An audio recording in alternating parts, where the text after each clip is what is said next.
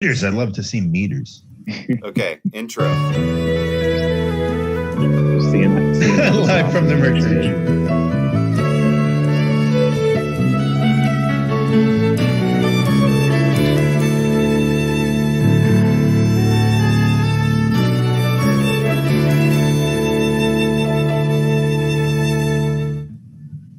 I like how it still says live from the Mercury Theater. Yeah, that's real Like, funny. weird. That's the first time I've looked at the intro in like a year and a half.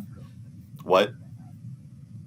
I hope we could be live from the Mercury Theater again someday. That would be nice. Next time, let's do it. Let's just do it. Nope. I mean, Well, we can also we can do it at my house. Yeah. Well, the weather's nice. It's not hot here anymore. I like that idea. I'm pretty close to your house. Most people are. I'm kind of in the middle. Yeah. Especially now that Mark moved out to another realm. Yeah. The Middle Earth. We can't worry about whether we're close to Mark or not. I'm in the Shire. Don't worry. He went out there. Oh no, it's Baltimore Mount Doom. It's Mordor. the harbor. What's the building And with then the? you're in the Shire. I'm out in the Shire. Is Baltimore Mirkwood? I guess that would make. I more feel sense. like Hamden's Mirkwood. maybe, yeah, or maybe Waverly is Mirkwood because it has Mirkwood Gardens. And That's true. Oh, That's true. oh, the different. Okay. Charles Village. Yeah. Is there like a mini Rivendell? Charles Village is Hogwarts. Well, there's the Dell, right? Yeah, Wyman Park Dell. Because I think wouldn't like the fancy neighborhoods, I guess, would be Rivendell, right? Roland Park. Yeah. Maybe. Yeah, Roland Park and Guildford. Cool. Well, this is a real niche analysis to start out this show. We've talked about Tolkien before on this television program. Yeah, But we don't. it's Have we fun. talked that much about That's a Baltimore Tolkien neighborhoods? conversation. That's The micro neighborhood. All I know is that all three of you are saying the word Tolkien. I don't know what any of you are saying individually. Station North. Station North is the neighborhood where they meet Aragorn the first time. Where is that town? in a bar, right? That's Station North. Isn't that like Buckland? Yeah. Can I Yeah. be Buckton. wherever the elves live? I don't know anything about Yeah, you're next door to Guildford. Yeah. You're on the outskirts of Rivendell. Rivendell is just one You guys hear little what Kenny said? town, though. You're too far away. It's not like a forest. Okay. Yeah. Oh yeah, I what's feel the like name we're of the making forest? a lot of Rivendell, but I feel like there's not a like as far as percentage of elves. I'm It's like- thinking Rivendell in terms It might of not it even be being a town. fancy. It's nice, right? It's just like, Yeah, but Yeah. it's not expansive. It's a house.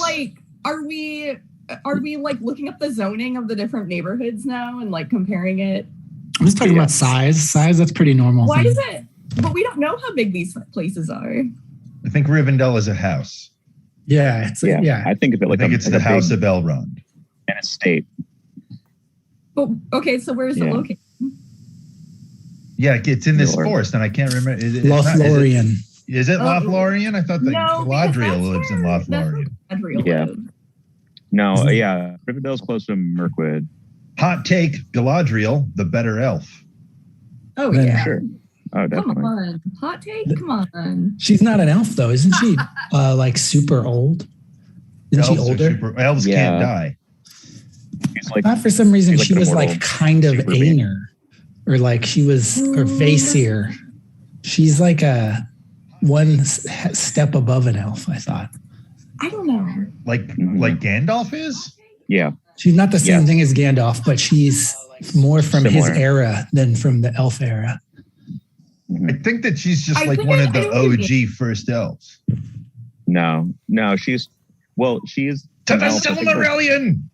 there's crossover, but yeah, she's definitely like of the similar ilk to Gandalf. I think that her husband is a elf, is Celeborn, right? He's like a real elf, but she's, I mean, all right, so I'm looking it up. It says that she's one of the greatest elves.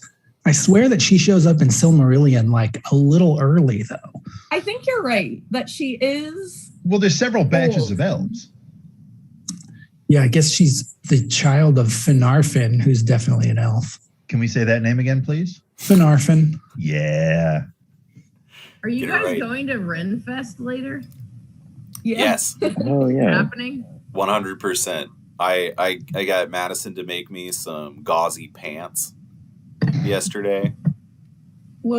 That's awesome. I've got a cloak. I'm ready.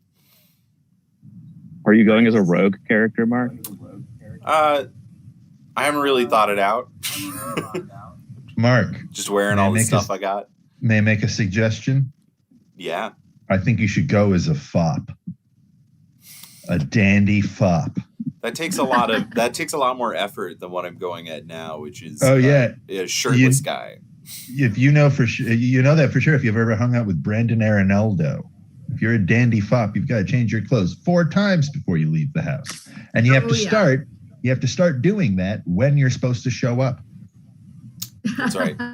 Well, I think that I don't know that that's necessarily characteristic in order to be a dandy fop. I think some dandy fops probably show up on time to a little late. 2 hours late. That's the Brandon brand, though. That's Brandon's brand. And he's the foppiest fop that I've ever seen fop. Yeah. Doesn't necessarily mean that lateness is a quality of fop.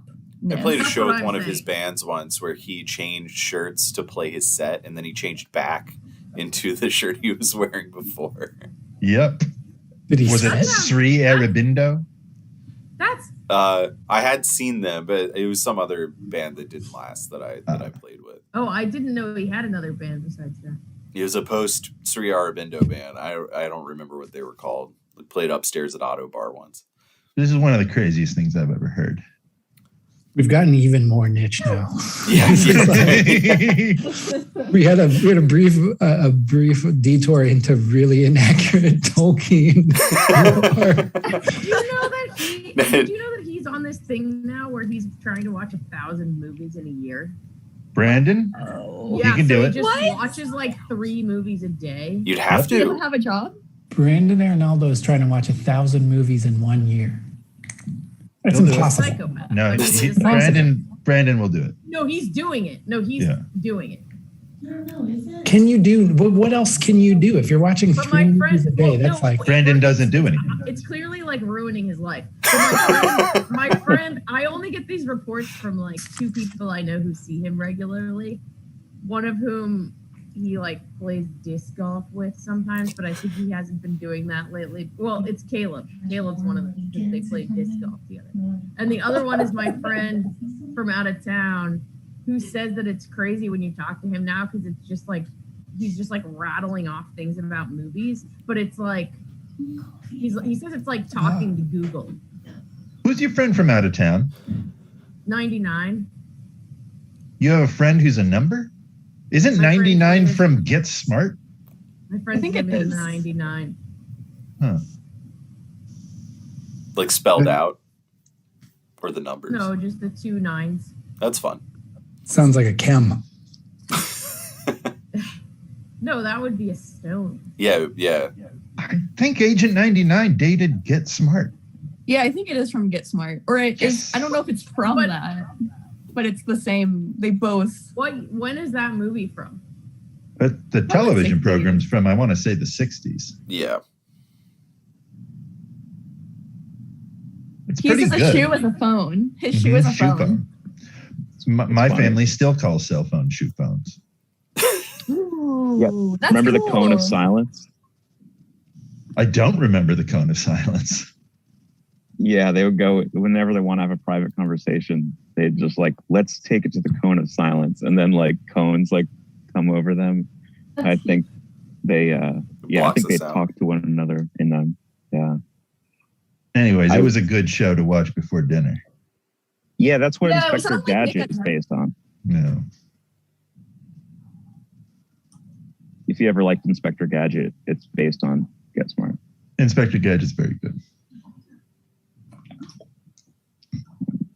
Hey, so I'm reading the 4th book of The Long Sun right now. I think it might be the funniest one. I think it's really funny. What's funny about it? Dozy, no.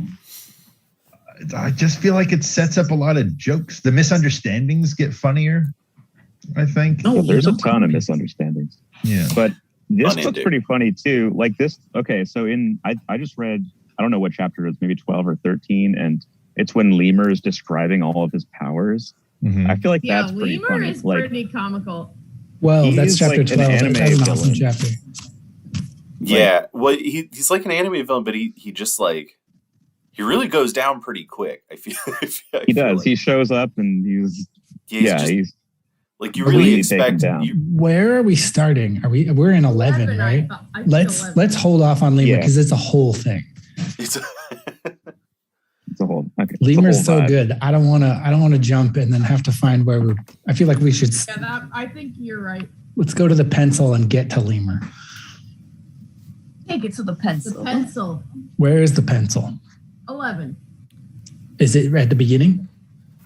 Well, my pencil was in a weird place, but I looked back last night to like think about what we hadn't talked about last time, and my personal reckoning was that we talked about Mamelta, we talked about him going down into the lander, all that stuff, and like stepping on the rotten embryos and all that. But then we hadn't talked about like Auk and Chenille and Scylla and all that stuff yet. So Right. I put the pencil at the beginning of the list. Good idea. If you guys have something else you wanted to talk about in 10, we could go back into it, but I think we pretty much covered 10. I mean, I looked at it last night, and I think we pretty much covered 10.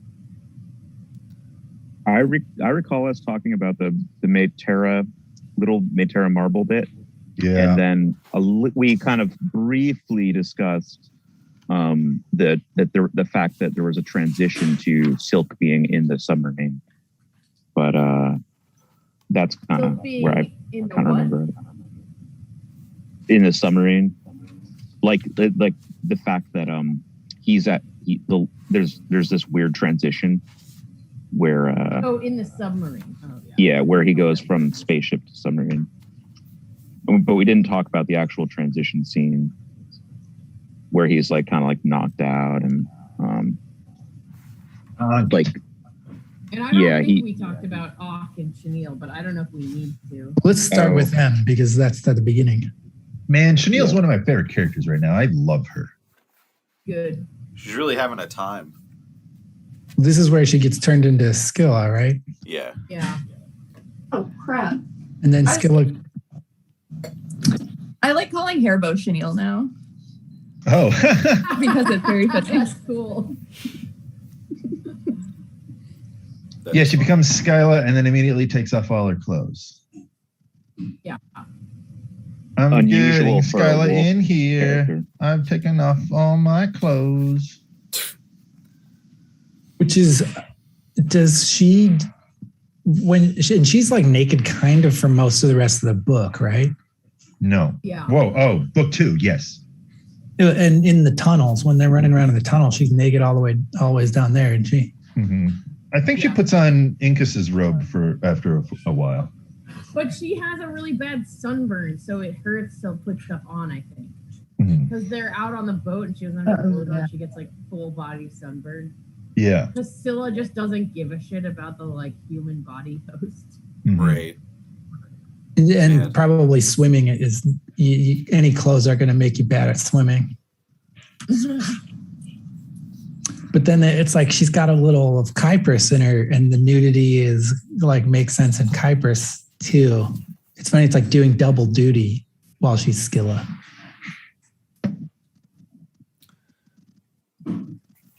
Which is a thing that the great late psychologist James Hillman always talks about with the gods is they never come alone. All the gods' domains overlap, and like you never get a god by themselves. Like gods always refer to other gods, and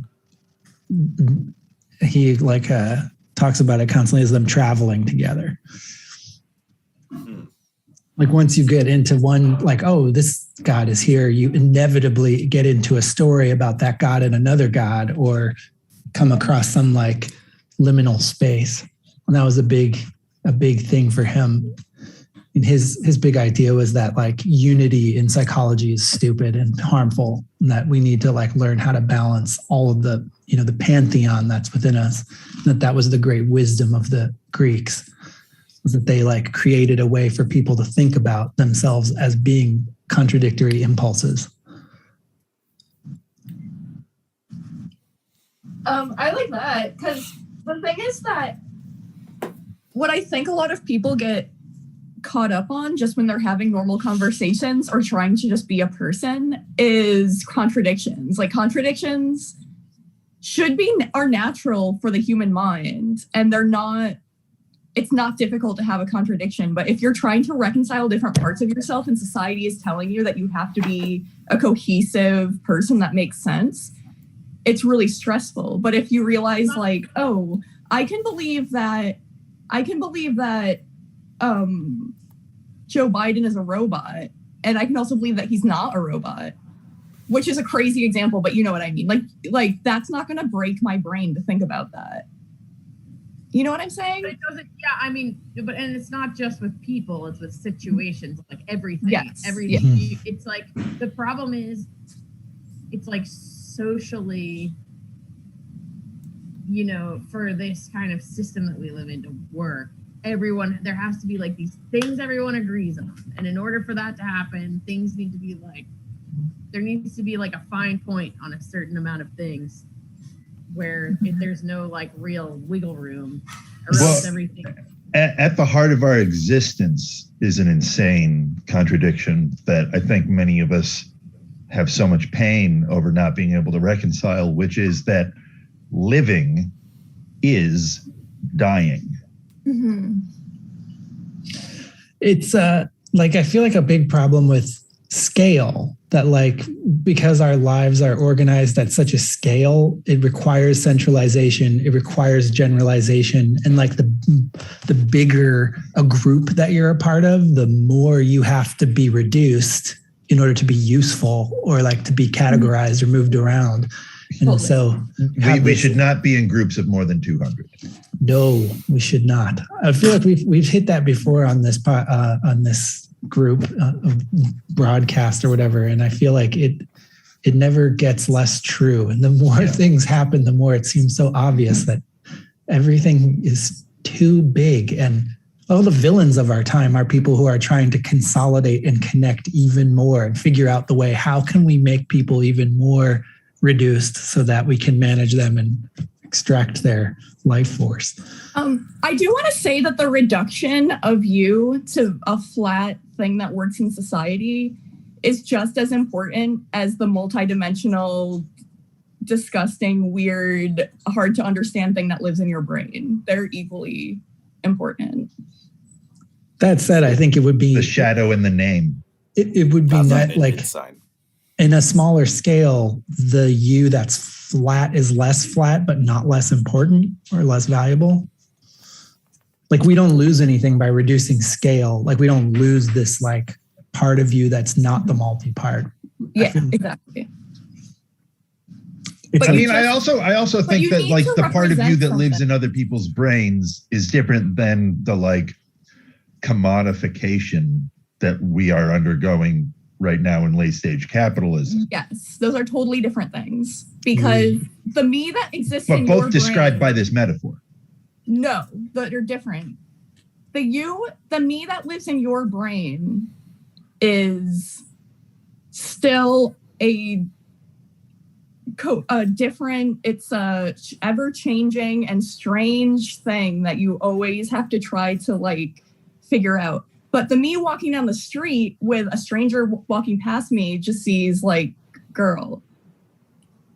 But that's still interesting. Like that's still important to see like this woman and what that person imagines that woman who is me is. Like I have to represent something in society that is easy to digest and just see and have it walk away. But that's not what we're talking about with the 200 person limit.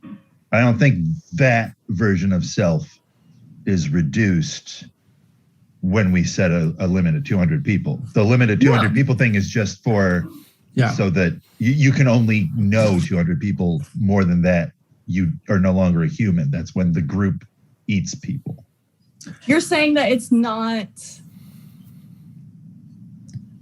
Say what are you saying? I think he's saying what I was saying in a different way, whereas like there's not a more valuable flat thing in a bigger group than which like you were saying too, in a way, like, we still have every reason to go down to the 200. We won't lose anything. Yeah, I wasn't I wasn't like saying, I'm saying everything is equal, but I don't think, I wasn't trying to make a statement about how many people should be able to see the stand-in representation of what, that's not important. I think I was just clarifying where the split occurred. I think the flat thing is easier to be in the 200 than in the like infinity that we're in now. Well, there's also the thing, part of the thing about like duality or like polarity or whatever is like having a balance point.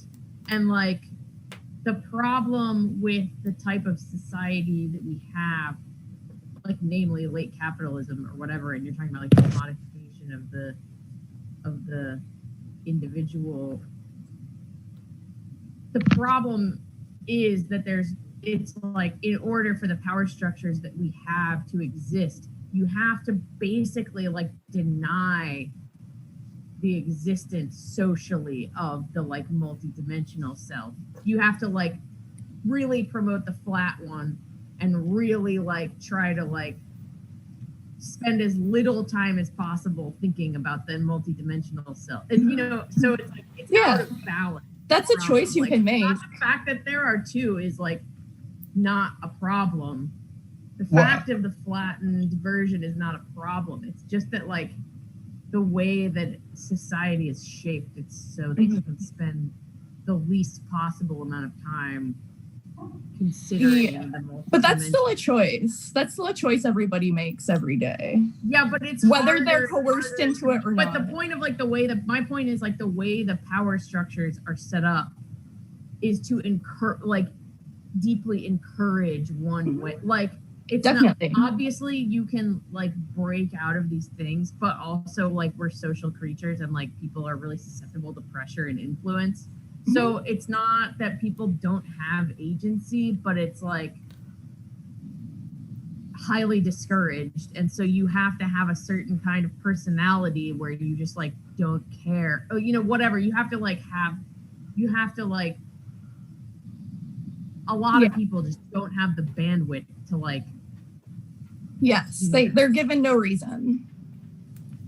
Yeah. Just to start them on that. And there's no benefit to like access any kind of multi-dimensionality to being an individual. Well, and there's very, very little material benefit. I think we also confused ourselves. Like we value the idea of the multidimensional aspect of ourselves, but we think that the flattened version of ourselves is the multidimensional aspect of ourselves. Totally. Yeah. It seems like, I don't know if this is too reactionary, but I feel like in the very recent past, or a process that's like we're in the middle of, is that people decided, okay, I'll be flat, but I get to say which the flat part is most important. And I get to say what the flat part of you is most important. So like, rather than trying to like get more multi, the idea is like things aren't working, but what we're going to do is just switch what side of the flatness takes precedence. And it creates this kind of telepathic colonization where you think that you now have control of what other people think of you, instead of letting other people think what they think and just trying to be yourself properly. Yeah.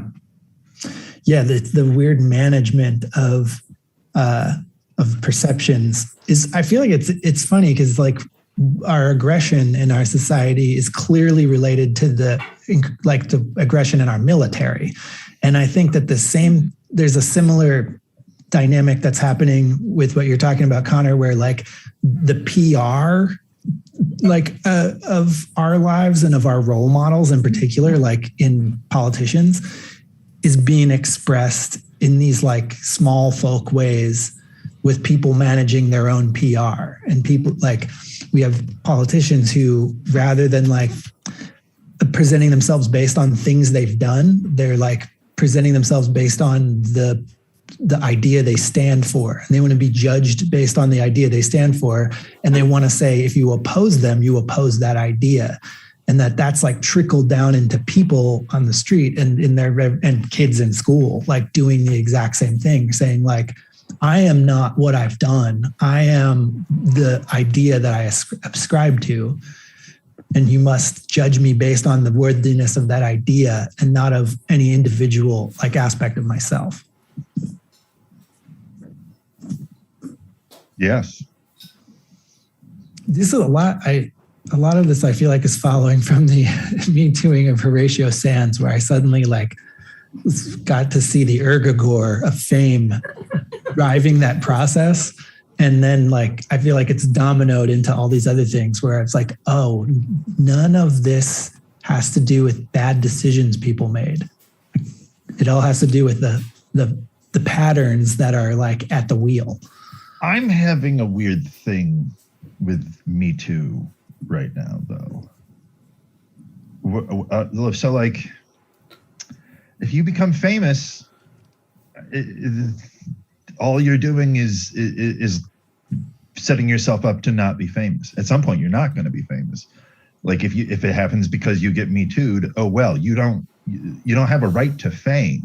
You know. I think so, like, most I have people, problem with anybody getting Me Too'd.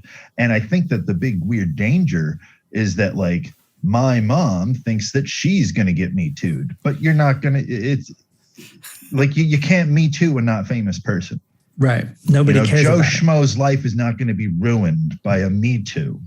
But but by the same token, a famous person's life, I feel like no famous person who's gotten canceled has like gone away or stopped making money.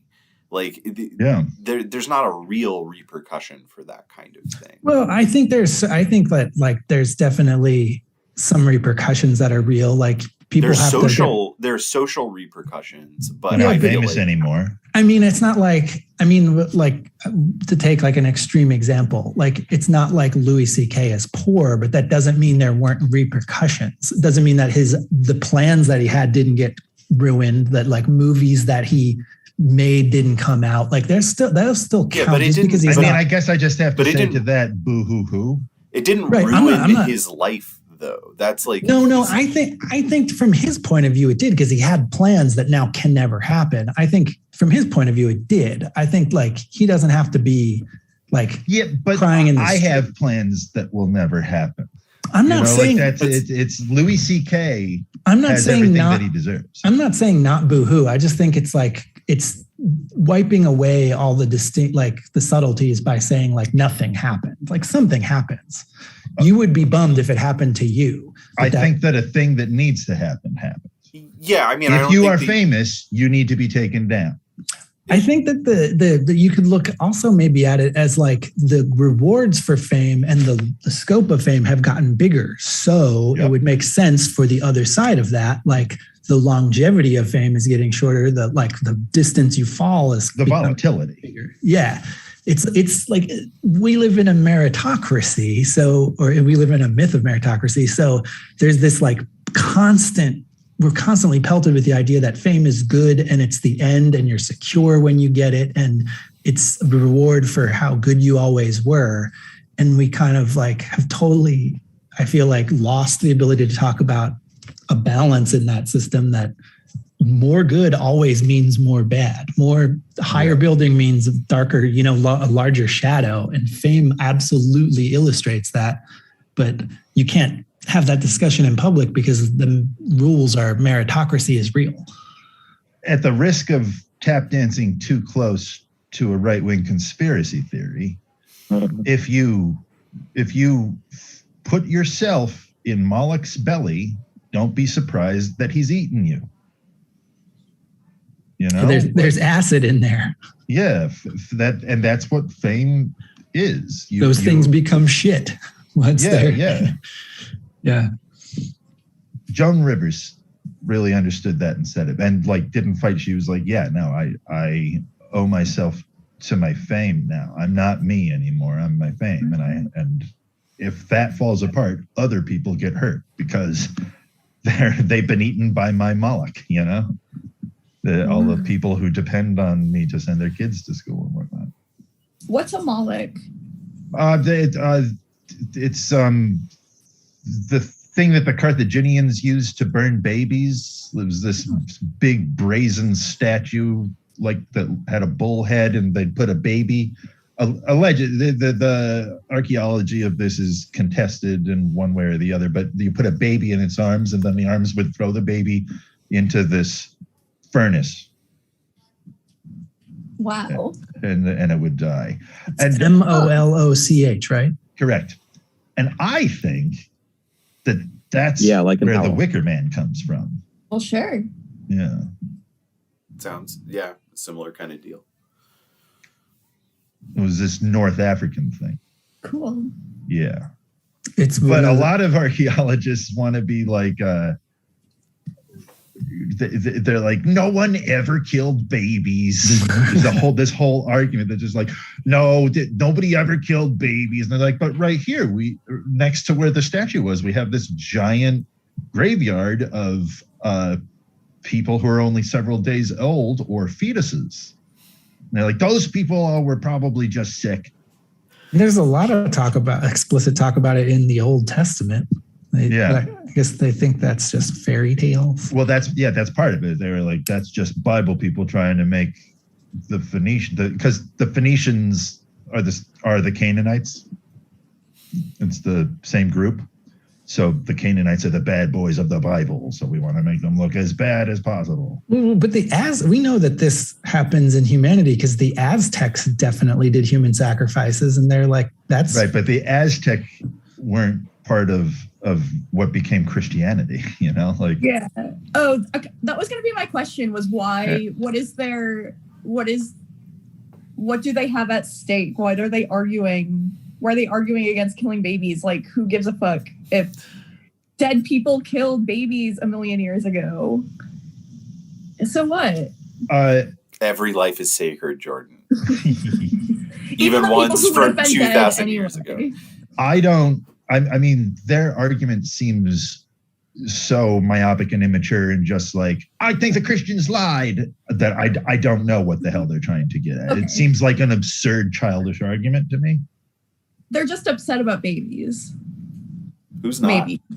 Babies are upset. Have you, that sound they make is like...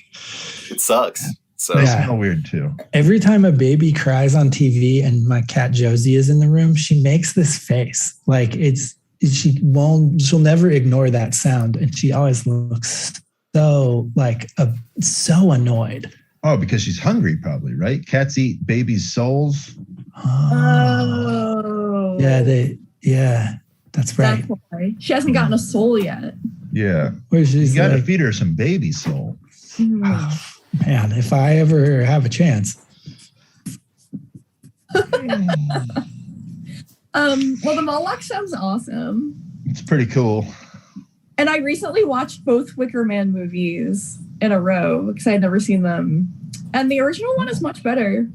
But it's the original one is better, but the Nick Cage one is a high Cage point. Yes, peak Cage. Yeah, but the original is really cool because I mean, I'm not getting into it, but it's got good music. I don't like music in movies. I really like the term cage point. Cage point. Hinge point. High cage. Scored high on the cage-o-meter. Cage point.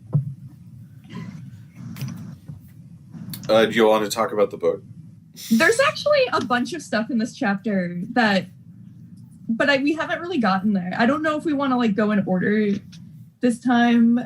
But on starting on page 480, I have some stuff that I thought was interesting. Let's go. What you got? Well, they're just really minor things. And one, I don't know if we've talked about this yet, but she says at the bottom of 480, I don't even like having my people named for them, meaning birds. And I think, did one of us mention that almost no people are named after birds except for Crane and Quetzal? And those are the two outsiders. Isn't Scylla the patron of Viron? So her people would be the Veronese. And since Crane is not from there, then he gets to have a bird name. But Auk is. Auk is a bird. Oh yeah, Auk is a bird. Yeah. And there is also a person, we find a person's corpse later on, and the person is named Hyrax. One of Spider's crew is named Hyrax. Yeah. Another person named Hyrax. Right, but it's spelled slightly differently because it's a vulture.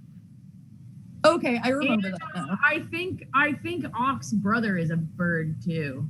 Bustard. Wait, is he a bear? Oh yeah, Bustard is a bird. But Interesting. also we only see him when dead. I feel like He's still a person who lives in. Whatever. Yeah. I'm not trying to demean his personhood. I'm just keeping score of who talks and who's just a corpse and stuff like that. I think Auk could fit as an outsider as far as Scylla is concerned, because I feel like Auk is working against Scylla. That's interesting. Yeah. Wait, Connor, you had a theory that Auk isn't his real name. Right. I have an idea about it. I don't have. Okay. It's a very solid thing on that. It's just from when he first when Silk first meets Auk, he's just musing to himself. And he's he must have had a different name originally because he looks like this and that and all these things. And I feel like when somebody has an idle musing or a misunderstanding in Gene Wolfe, the musing or the misunderstanding is always correct in some slanted way. Yeah, especially Silk.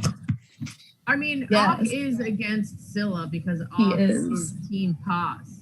Yeah. Right. Interesting. I also think that this is actually Auk's story and not Silk's story. Totally. Well, it's Silk Horn's actually story. do much. Horn's story, yeah. Well, it's not Horn's story. Horn's writing it, and because Horn's writing it and he doesn't understand it, that's why this book is about Silk. But the person around whom the plot revolves is secretly Auk is a idea that I'm very excited about. He's the one who leaves the world. Silk stays. Yeah. Silk is kind of like the Kurt Russell of this Big Trouble in Little China. Yeah, exactly. Right. Yeah, exactly. Or almost Silk is no, I'm not going to go with that one. Never mind. Retracted. Yeah, retracted. Can I wear no one this will know shirt? what I thought. Huh? Can I wear this shirt? Does it make me look kind of like a Smash Mouth guy or anything? It like appears that you are wearing that shirt. I think you look nice, Ryan. I think you look really nice today. Yeah. Okay. This is a totally fine shirt. I wore this shirt specifically because I was worried that there was a kind of a slightly Smash Mouthy vibe about it. And I wanted to get your guys' opinion. I think the pants would weigh heavily on. Good point. Yeah. Yeah. How long is it? Smash is really highly regarded. I feel like if there was As I said, the pants weigh heavily in the vibe. Yeah, of the there outfit. you go. I feel like if there was a stripe going down the left side, that would be Smash. Yeah. Yeah. There's a stripe. Definitely. You avoid it. It's a normal shirt. If you saw in person the texture and weight, it is. That's what I was gonna say. It's hard to tell because it kind of just looks like a shirt, but it depends on the feel of the material. It's Do you feel like Smash Mouth? The feel approaches that. Do you think that your head is getting smart, but your brain is getting dumb? I believe that about Ryan. I don't think any part of me is getting smart, though. Oh, okay. Unless by getting smart, you mean it hurts. That's smart. Means you got a shoe phone. Getting smart means you get a shoe phone. Oh, wow. What a callback. Wow. Hey, Mark, are you sure that they can hear you on YouTube? That's a problem I have a lot where I don't put a microphone in. I have a microphone on for me. Okay. This guy. Yeah, I don't know what I'm talking about. That was just a thing that I always do is where my mic has, and I'm not even going to go into it. Well, they hearing me is who knows because nobody's watching. So that callback though was so good. For a second, I was like, oh, I hope the problem that happens to me isn't happening to anyone else. Hello. The cat got big. Look how big. Show me. Panther. Oh my God. Is that? Oh no! I can't remember his name. It's beautiful. Misha. Misha Barton? That's Misha. Beautiful. He still looks exactly like Quimby. Yeah, he's a Quimby. They got their little balls chopped off the other day. Oh. Yeah. Did you keep him?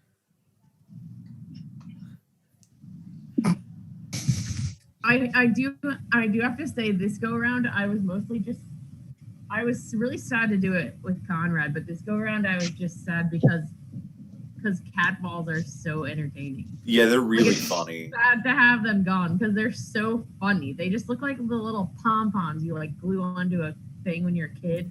Yeah, cat balls are hilarious. They're the funniest thing.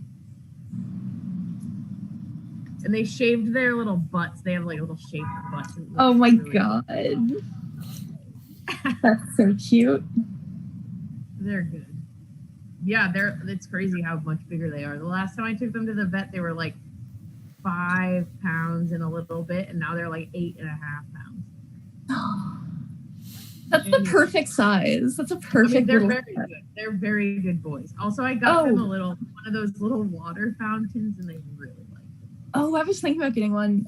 Jen, I have a elevated scratch pad that my cats don't use that I was going to give you, but I kept forgetting to bring it over when they were babies. But I would like to at some point soon bring them a scratcher, a little scratchy post. You should come see them. And I want to see them anyway, obviously.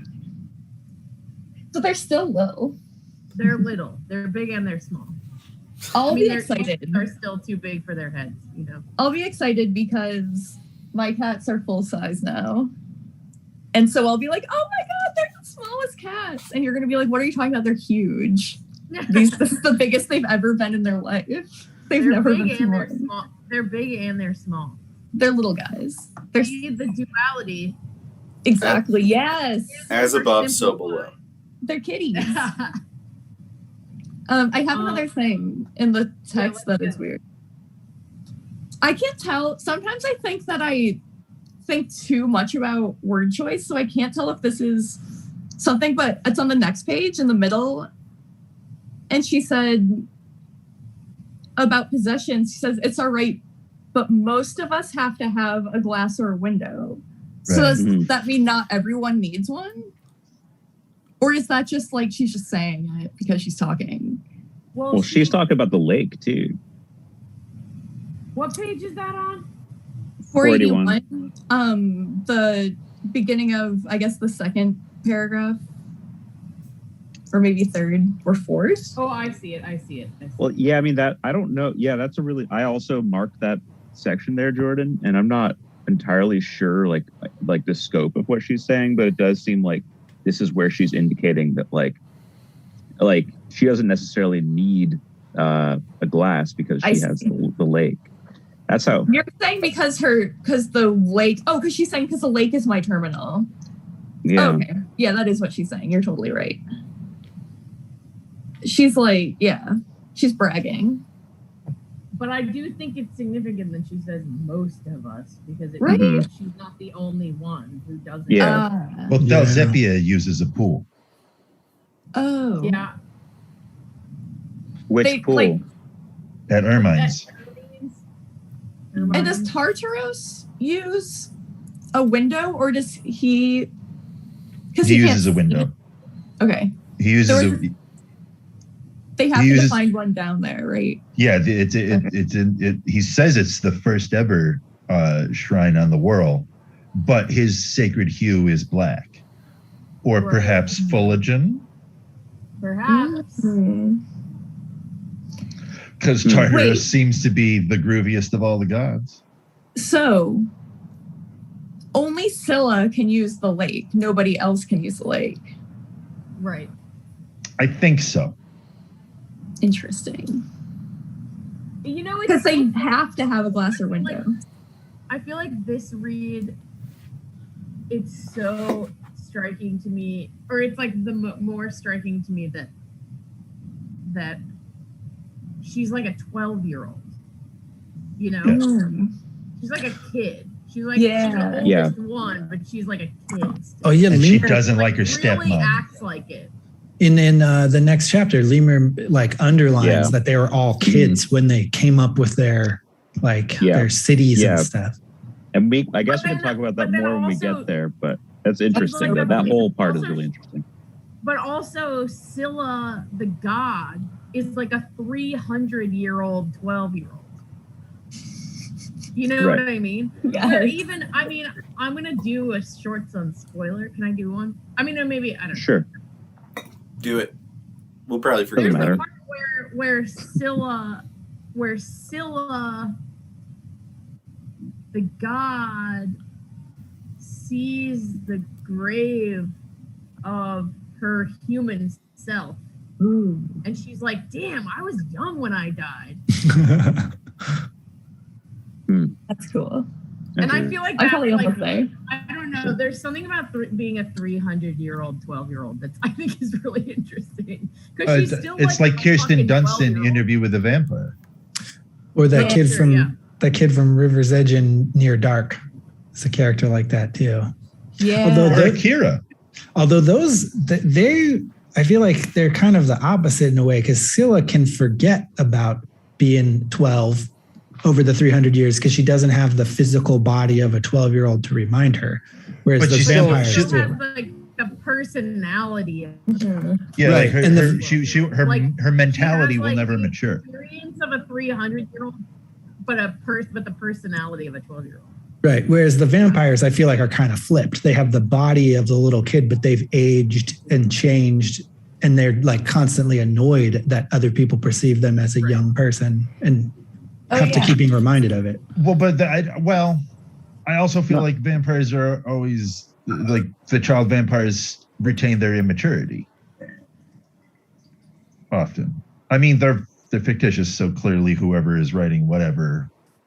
Writing it in that way. I think you're right. Like they learn more and they experience more, so there's going to be growth, but like they're hormonally trapped at that time. So like part of their frustration is that it just like is because like that time of life is just like painful, you know? And so it's like they're just like they don't have emotional immaturity, but they have experience and have learned many things, if that makes sense. But the experience lacks teeth because like you're not going to die. So like anything you do doesn't really matter that much. Yeah. And that's kind of like exactly how a child thinks anyway. Mm-hmm. So I just feel like that just already lends itself to immaturity. Yeah. How sad. If you become a vampire, never make a child a vampire, guys. Like we have to promise that we'll never turn a kid into a vampire. What if it's a human kid that you love and they're dying and you make them a vampire to save them from the death? Then you have robbed them of the point of life. Wow. People got it. And also, like, does the kid want it or do you want it? That's another. And can they make that kind of choice? I don't know. Exactly. Even if a kid does want it, the kid doesn't know what he wants. Right. It would be cool though if a kid bullied a vampire into giving them the embrace because like successfully. That would be a good little scene. You would have to like have nerves of steel, which you might have as a vampire, depending on how old you are and stuff. To tell a kid like, no, I could help you live, but I'm not going to do it. I mean, that's a whole short story by itself right there, isn't it? Yeah. I mean, it would probably have to be like your niece or your own child from real life or something. Mm-hmm. Damn. Vampires. like maybe one of your descendants. It's one of your descendants. Your grandchild or something. Yeah. Like, and if they die, then the crown passes to the branch of the family. That's really horrible. Yeah. Like they will be tyrants and people will be pogromed if the Orleans get the throne. This is awesome. The Orleans. Not the Orleans. I was trying to read about French kings and stuff last night, and France is hard for me. Oh, back before the Carolingians. The Merovingian kings are awesome.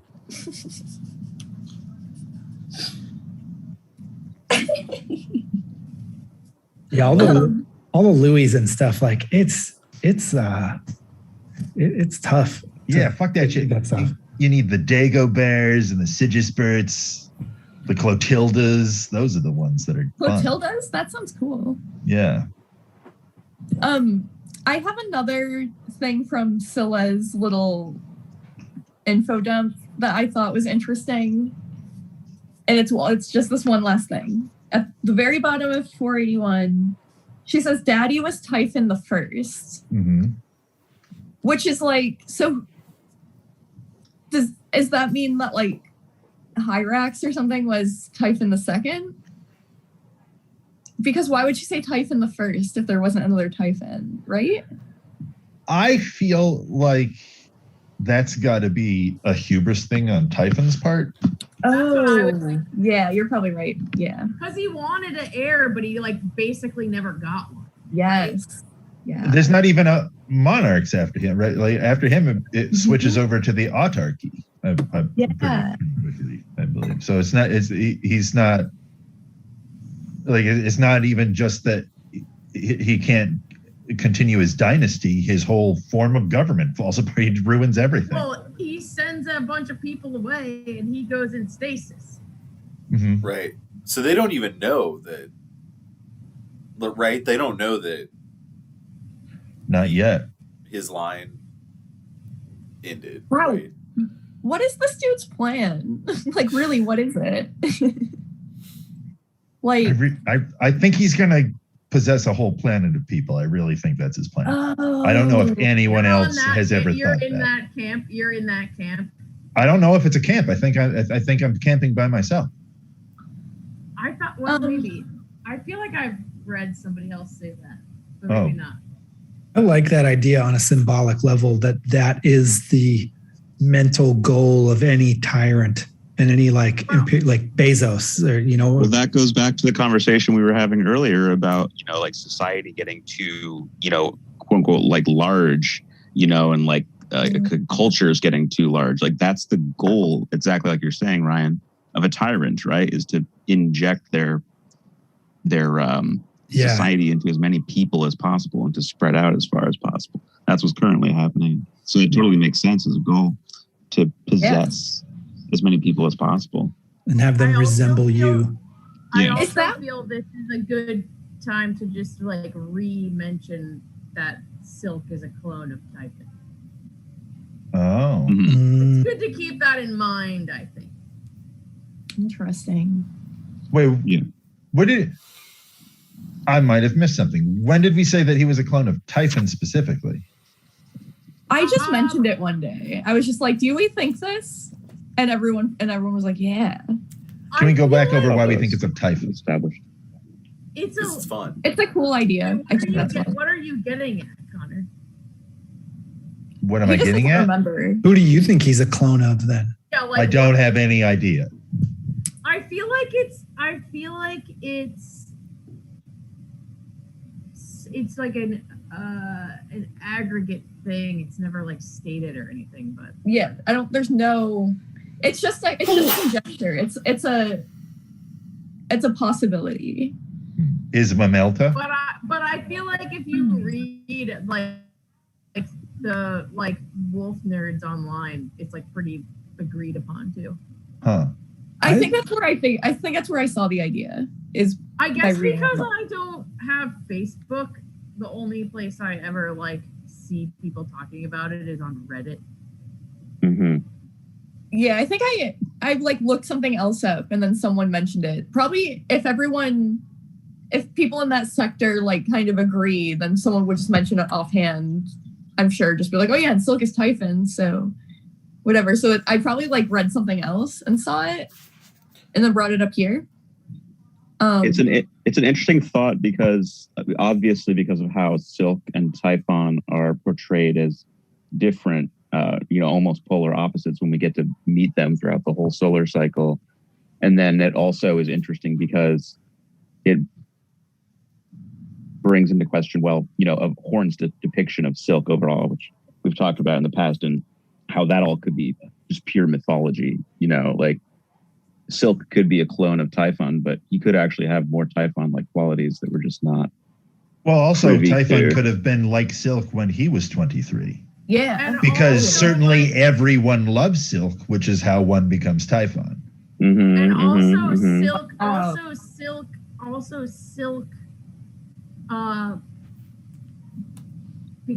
like Silk kind of like becomes an aspect of Paz too. Mm-hmm. Mm-hmm. Okay. Like Paz goes, puts a piece in Silk. Also, absolutely. It sets up a really interesting symmetry, whereas physical Typhon, who's got another head grafted onto himself, that head becomes his undoing, that other self. And then in this book, non-physical Typhon, his clone becomes his undoing. Silk catalyzes the end of this Typhon's world. And no, but Silk is carrying out the plan. That's the plan. That's not Paz's undoing. Silk is like his emissary. Oh, I guess. Well, okay. Maybe he's not undoing it. He is. He's completing it. Yeah.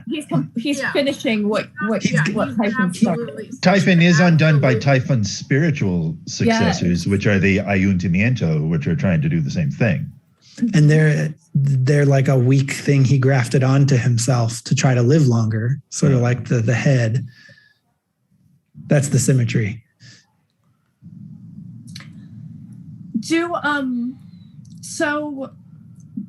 want to go back to Typhon on Earth. So the conversation got to a point where we're talking about like the concept of being a dictator and wanting to spread as far as possible and be as like united as possible. So that must be where the concept of the Alzabo and having all the previous autarchs in your mind must have come from. Do you think did Typhon invent that? Did he invent the mechanism to do that? Or was the autarchy founded in against Typhon and monarchy, or is the autarchy something that Typhon invented? Well, I think the Alzabo is more of your like it's a lot of different people collected in one body. Whereas like we're talking about Typhon's goal being a lot of bodies with one person. But like, could he do one plan one place and one plan the other place? Because why would he stay behind? What's the point of staying behind?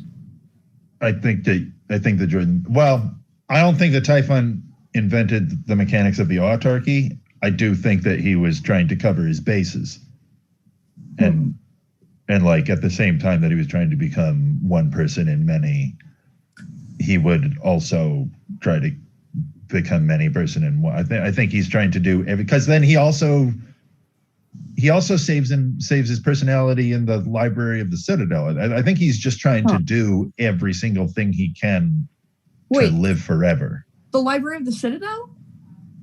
Yeah, in that little cube. I think Typhon's in there. Oh, the cube! I forgot about the cube. I think is that mentioned? Why not? I think it is someplace. I think it is explicitly mentioned someplace, but I can't cite chapter and verse. We're gonna have to read the fucking whole books again after we're done. Of course. To Shadow of the Torturer. But after Short Sun, like yeah. Yeah. Short sum changes fucking everything. Yeah, I think that there's vital information in short. I think also I think when he we, wrote that book for a reason. I'm at the point now where I'm like, I can't believe we like have had this club the whole time without having talked about short stuff. Like without everyone having read shorts on it, without us all like going back into like it changes everything. We'll do it again after. this is but that's the fun. We have to. That's the fun part, that we get to do it again with the new layer. I mean, I feel like whatever. I feel like this. I feel like this. The idea that this club thing would end is hilarious. Yeah. I was thinking, like, just while we were talking about is this a theory that people have thing, is that when we do the next redo, we're going to have to hit up EarthNet and find everything on EarthNet that pertains to whatever chapter we're doing that week, because I feel like there's a lot of ground we're kind of like either missing or sort of covering, or like we have to, in order to have a definitive understanding of Wolfe, we've got to incorporate all those crazy theories that showed up on EarthNet. Definitive. Yeah, we are the Typhon of Wolfe scholarship. Just on a personal note, I am not trying to define anything. Yeah. But I'm into this project. Maybe the second time around we do with better production value or something. And we index every great topic idea. that we talk Like about. the round two is like a real podcast or something. That would be tight. Maybe we get through it faster. I mean, it'll be on the Can we metaverse get by that through point. The rest of our lives faster. I like thinking about the people when we were starting this, where I was like, I'm in this book club, and they'd be like, oh, cool, I need to join a book club. Can I read the next book you read with you guys? And it's like, I don't think there's ever going to be a next book. I think we'll always talk about this book. Yeah. So no, sorry. Yeah. Unless This you is want to get on board and like read these 12 books twice and then join the club. Well, but I remember how in the beginning would just shock my mind, where I was like, oh, some people read a different book each time they meet for book club. That's Yeah. crazy. That's what they do. They It's just because talk we're about not, a book once. It's not really like the meaning of the term book club is not what we're doing. Yeah, this is a study. Mhm. It's Bible study. Yeah. We have a Bible study group. Yeah, we do. Book clubs for Oprahs. Yeah. I always said when I was first reading this book, I would say, I think this is the Third Testament. right. It's Catholic jazz. We Yeah. established early on. Although I got to go back. Now that I've been reading this book again, especially with all the Aux stuff, this is so fucking Protestant to me. Silke is so fucking Martin Luther. No, And- he's a priest. And fucking, so was Martin Luther. Yeah. And Auch is John Wesley. It seems to me. He's Auch going off and being like, I've got a personal relationship with God, and becoming a Methodist. Aramini's gonna love that. Yeah, sorry, Mark. Yeah. Well, this Mark grew up Methodist, so Mhm. Thumbs up. thumbs up from this Methodist. And he loved it. Well, I think, Connor, you're getting like too caught up in defining Catholicism as the worst popes and not the saints. But it has no, because it has nothing to my reading of this. And I'm also not saying, and this is the only thing that's going on in the book. I just think there's a facet of this book where when I'm looking at it, I see a priest whose faith fails and is suddenly like, we've got to bust this whole religion down and find out what it's really about. And then another man who it takes it even a step further, and it just looks like Protestantism to me. I think you could have parallels with like Augustine or Aquinas or St. Sure. Francis or I'm sure. St. Dominic. There's like Orthodox guys who have similar like trajectories. Okay, I'm just telling you which story I've been seeing when I look at it. Yeah, it's just that Martin Luther was not a likable person, and Silk is. Okay. Martin Luther was like famously like caustic and not charismatic. Yeah, I don't think it's a one-to-one. Like, I don't think that this is a allegory or a pastiche of the life of Martin Luther. It just seems that the mechanics here are one man taking apart the church and then another man taking apart the church even more. And that rings more true to me because the saints you mentioned were not like completely dismantling Catholicism. No, but they were like reforming it. Okay. But they were like coming at it in a new, like with a, like they were coming from a place of like, we need to revitalize how we understand this. All right. I'm just saying, I feel like Wolfe would be rolling in his grave if he heard you say that this is a Protestant. I'm fine with that too. Yeah. I kind of don't care what Wolfe would do in his grave. That's fine. I know what he's doing in his grave. What? Nothing. I felt like he was implying he was jerking off. Decomposing. Yeah, that's what it's. Just having a good time. He's still decomposing. It's taking a while. Oh. I mean, he didn't die that long ago. Bodies, right? Oh, Really actually, takes a while. sorry.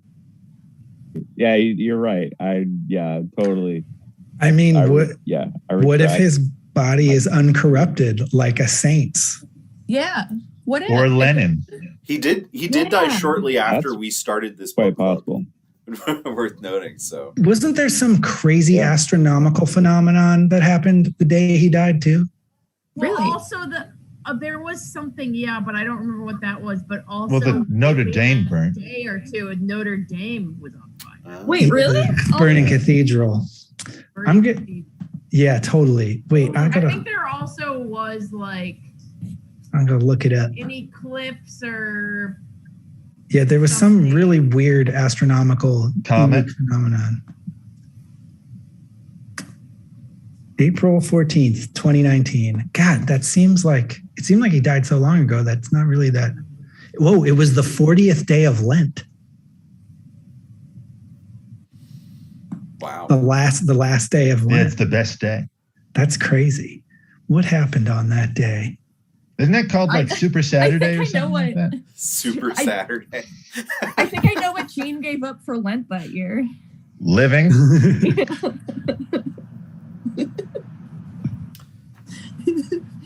Too soon. Yeah. They're not going to like that. There were In heaven? There were deadly storms, floods, and tornadoes throughout the southern United States. Mm-hmm. I mean, he's not really associated with the South, but that kind of happens every year now. Yeah. Well, it happened every year anyway. Yeah. And now it happens more. I feel like when I was a small child, it didn't happen every year. Maybe it did. Tornadoes in the South. It was probably just not notable. They were probably just like business as usual tornadoes. Oh yeah. I've been in, like, I cannot count the number of tornadoes that I've been in. I've been in one. Yeah. They're very frequent in the South. Cool. It's I not don't know. cool. It's pretty shitty. Yeah, it's probably not cool. Sorry. I mean, I'm okay. Yeah, I can tell. I can tell. there was a meteor shower that day. Which one? Oh. The Lyrids. Nice. They appear to come from the constellation Lyra the Harp. Cute. I feel like there was something like bard unexpected though that happened. Notre Dame. I think you're right. I feel like there was a thing that tied the event to Gene that seemed apt or something. Yeah. There was something strange that was like not, I'm like, when I'm searching, I'm getting a lot of things to look for. And I feel like this was like a thing that was reported the next day. It was like, guess what happened? We didn't guess.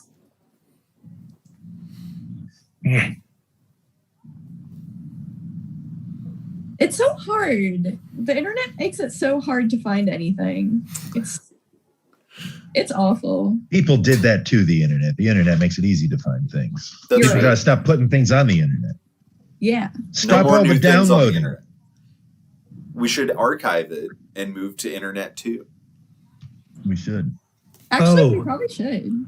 A rock hit the moon during a lunar eclipse. Wow. That's cool. Which rock?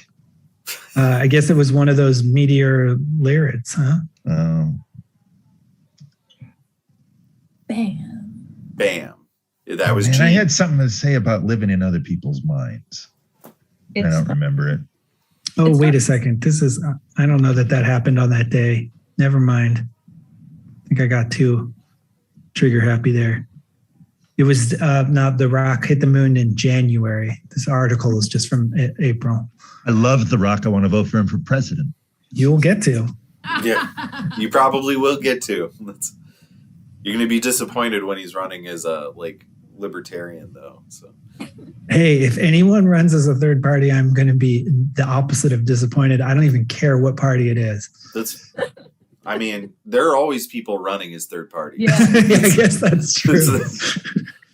But if it's The Rock, that's a game changer. That's, honestly, that would probably be, if The Rock ran as libertarian, that would be the most votes they'd ever gotten for a libertarian candidate. It would be the most votes Absolutely. anyone's ever gotten. Candidate ever. Maybe that's the Shatters real all way the to make a records. third party happen. Is to Yeah, just to The find Rock. a universally beloved figurehead for it, and then Yes. just push it through. Yes. That's the autark, right? No. Everyone hates I wouldn't call autark. the autark universally beloved. No, definitely not. But it's like one of the guys.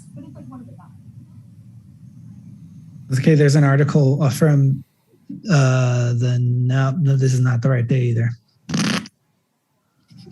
All the days are the same. Everyone. Time is a flat circle. Gene is dying now. Yeah, every minute that we continue to do this show, Gene dies a little bit more. Oh no. We're sending him to heaven too. Yeah, but also that Yeah, means he he's also getting lives born a bit little more. bit more. Yeah, That's right. That's also true. We're he's very born a important. little bit. We're like Judas I'm Gene Wolfe. and Gene Wolfe. We're like Judas and Gene Wolfe. Oh, here's the part where we talked about before where she sees Rose is dead and it's just like, all right. Yeah, I take love that her part. stuff. Did we talk about the numbers she sees when we talked about that last time? I don't know. Not really, but it's pretty cool. It is. Very Matrix. Yeah, it's the opposite of the Matrix. It's like a cool inversion of the Matrix, because in the Matrix, the world that we're in really is made of numbers, whereas in this situation, the world's not made of numbers. It's her eye that is turning the world into numbers, which is really cool and very William Blakey.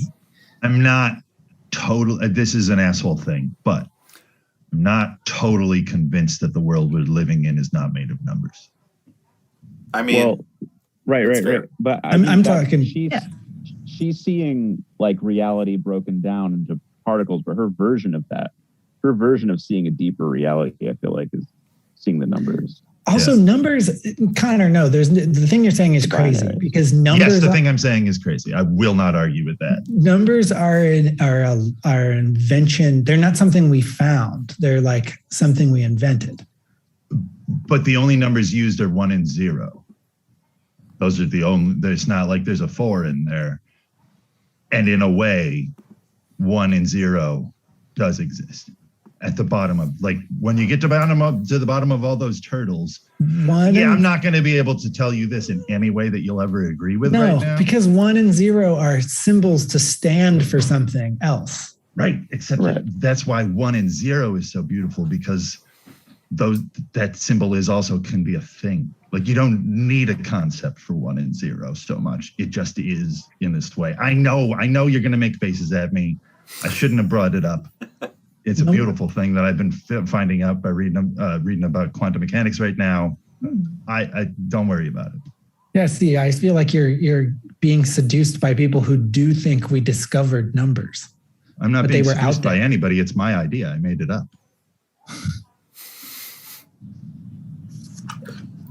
Connor's Sorry, in a everyone. constant state of Sorry. seducing himself. Yeah, I'm seducing myself. Never mind. This is the best Wolfpack yet, in my opinion. Did you guys see the trailer for the new Matrix? Yeah, Yeah. it looks cool. I haven't seen it. It looks You know pretty what's cool. funny? It You looks know what's cool. funny is the other night, Kenny wasn't feeling well and he was upstairs, and I was like, I gotta watch a movie, and I had never watched the third one, and I was like, my I'm God. just gonna watch the third Matrix, Oh, Wow. my God. How was and it? I feel like the second one is so fucking bad that I was like, I think I would, and I feel like everyone was like, oh, the third one's even worse. And I would think that my expectations were for it to be so bad that it wasn't as bad as I thought it was going to be, which was kind of cool. Like, I was like, oh, I can watch this. Also, I recently, like, I probably mentioned this to you guys before, like maybe a month or two ago, we saw that Green Knight movie. And it was like the worst fucking movie I've ever seen in my entire life. And I feel like Oh, I really liked it. Yeah, I loved it. Oh my God, I hated that movie so much I like can't. I also express it. think the second and third Matrices are very good. I haven't seen it. I'm surprised. Now all other movies are on a different scale now because it's like at least it's not the fucking Green Knight. Wow. Damn. Are you familiar with That the movie source is not material, bad. Jen?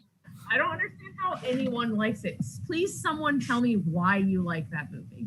It's pretty. Yeah, it's really pretty. It's not oh, that is the stupidest. Okay, whatever. I mean, it's fine to like something that looks good. That's fine. That's literally the only thing that movie has going for it, though. It's like not about anything. I also like Dev Patel. Okay, I this is like taking us on a track, but I have not seen it. Jen, you're the first person I've heard that said that they didn't like it, which is really intriguing to me and makes me not want to like it. It's not that I didn't like it. It's like it's one of the worst movies I've ever seen. Okay, so are you familiar with the I can't. source material? Have you read the poem? A little bit. Yeah, Connor, you know the poem, yes? Not very well, but I have read it. My friend, Kenny and I went with our friend 99, who was then in town as well, and he read it before. He was like, "Well, I better read this before we go see this movie," and he read it before we went. It's my understanding that the movie He is also- trying to say something also hated entirely different than what the poem is doing. Okay, is the movie like, does it care at all about Chrétien de Troyes and the whole tradition of that stuff? Is it just like there's cool stuff in this? I'm gonna make it, or I mean, do you get the impression that he's a Have you fan? seen a picture of what? Have you seen a picture of what the guy looks like who made this movie? Because I feel like if you look at a picture of what he looks like, you'll know that it was a bad movie. Oh my god, I'm gonna Google it. Interesting. For what it's worth, I did really like it, and I would watch it again. And I also got this role playing game that is the movie. Is that who made this? Is that Chaosium? A24 made it. It looks the design looks like classic Call of Cthulhu role playing game. Yeah. Yeah. Are like we gonna it's play it? yeah. I mean, I'm down. It seems like it's a lot like Dungeon World, honestly. Whoa, So. he looks like Billy Corgan's hot younger brother with a Mario mustache. Oh my god. What? That's cool. So Ryan, to answer your just- question, I have read the epic poem, but it has been a long time. But I would say that it is not like they're not going for a direct adaptation of an ancient poem. Like it's a new thing. I guess that like They're that. not going for fucking anything. I would That argue movie that is is not about true. nothing. Like oh my god. I don't it made know. me so mad watching that movie. It really did it for me. So Well, what is it? What is it about then, Mark? it's What is it about? it's- What is it's- it concerned with? It's about honor and cowardice and like becoming a person, like a complex person instead of just like a flat person, I think. I don't know. I mean, it's a very abstract kind of movie. Like, I think that there's a lot. I would get somebody not liking it. I'll put it that way. But I did like it. I feel like it's going for abstract, but then it's like totally undeveloped, like totally lazily made. Like I don't think you could say that it's good lazy. about it is like shots, like it's like lazily written. I mean, like the characters are just like flat and dumb. There's like the ending of the movie is just one really long montage where a bunch of shit happens that's like totally doesn't, it's like totally, you can't be like possibly invested in like 30 years of plot line of the end of this guy's life. It's like, but those things don't happen. Getting hung up on the plot of The Green Knight is like getting hung up on the plot of Book of the New Sun. Yeah, I think that's like, it's just not. Well, I disagree with that. There is a plot in Book of the New Sun. Sure, there's a plot. You shouldn't get hung up on it. I just had this sense. I mean, like I went to art school and I had to like sit in critiques with like where you're talking about someone's work where they're just like phoning it in and they're just like doing it because they're in college and it has nothing to do with anything. They have like no interest or passion. They're kind of like doing work for the assignment and it's like the most soul-sucking thing. And it's like you have to, it's like you pick a topic out of the fucking hat, like the male gaze or something. And then you just like make something that's like totally meaningless to you and everyone else, but you have to sit there and talk about it anyway. And I just got that feeling from watching this movie. Like it's like an art school guy who's like, I just like picked this Arthurian legend because I don't have an idea of like how to write a story on my own. And then I'm gonna just like use that to riff to make these like shots. But it's like not, I just got it's like, there's no meaning to it. It just felt like totally empty and like devoid of meaning. I think that you need to make friends with that, Jen. It was my experience of watching it. If you want, I think that if you want to continue watching movies, you need to make friends with that. Like that's what is going to happen now. This is because the people who are making things don't know how to deal with humans. They only know how to push buttons on a computer. That's where they make their art. Sure. And I think I'm not entirely sure at this point that I want to keep watching movies. That's fine. Wow. I mean, I think that like this is like Mandy and Beyond the Black Rainbow. You know, like it's not. I actually hated. Not about storytelling so much as it is about riffing on imagery. I hated both of those movies. Me too, but I don't like the music that was the jump off point for either of those things. I'm much more into a picture of a man who's also a tree, which is what this movie was ripping on. Oh, wow. I didn't even realize why I stopped watching movies, and I think you just explained it, Connor. Yeah, that's what is happening. Like when I make stuff with the Californians, like that is what I see happening. That they're like, we like to get you because we can't talk to other people, and you don't care that we can't talk to you. You can figure something out anyway, and we can just go push our precious buttons. Wow. I feel like we've done a lot of good work today, like therapy-wise. Best episode ever. I feel therapized, like in lighter now. And it's great because now I can not feel guilty about the fact that I don't ever watch movies anymore. I think it's still important to watch movies. There's still plenty of movies that have already been made that like we haven't seen. Like, I'll watch an old one. I still think that it's very...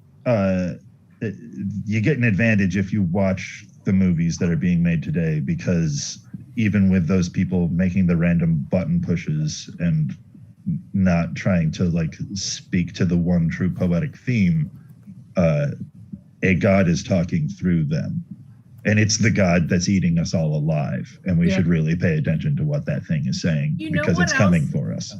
You know what else, Connor? You know that thing you said earlier about the Beatles, or like about Citizen Kane and how it like changes everything after it? Mm-hmm. The Green Knight changes everything before it. Okay, you're gonna have to explain that. That might be giving it too much credit. I have a new lens. I have a new lens. I mean, it doesn't have to be specifically the Green Knight, but like the Green Knight is the stand-in for this thing that we're talking about. In your But it's personal like- world. Yes. Okay. That makes a lot more sense. Oh yeah, to me. I'm obviously enough people like that movie where it's not like a cultural phenomenon. I think that there's- absolutely don't understand how you could like that movie. I think that most people won't be talking about that movie next year. Uh-huh. No, but I will. Right. Yes. Yes. Because it made me like the third Matrix movie. That's frustrating. The Matrix movies are the opposite of this. The Matrix movies have so much going on in it. It's true. Too many ideas. They're heavy-handed. I just Sometimes mean they're not able to get their message across in their metaphor, but it's so earnestly there.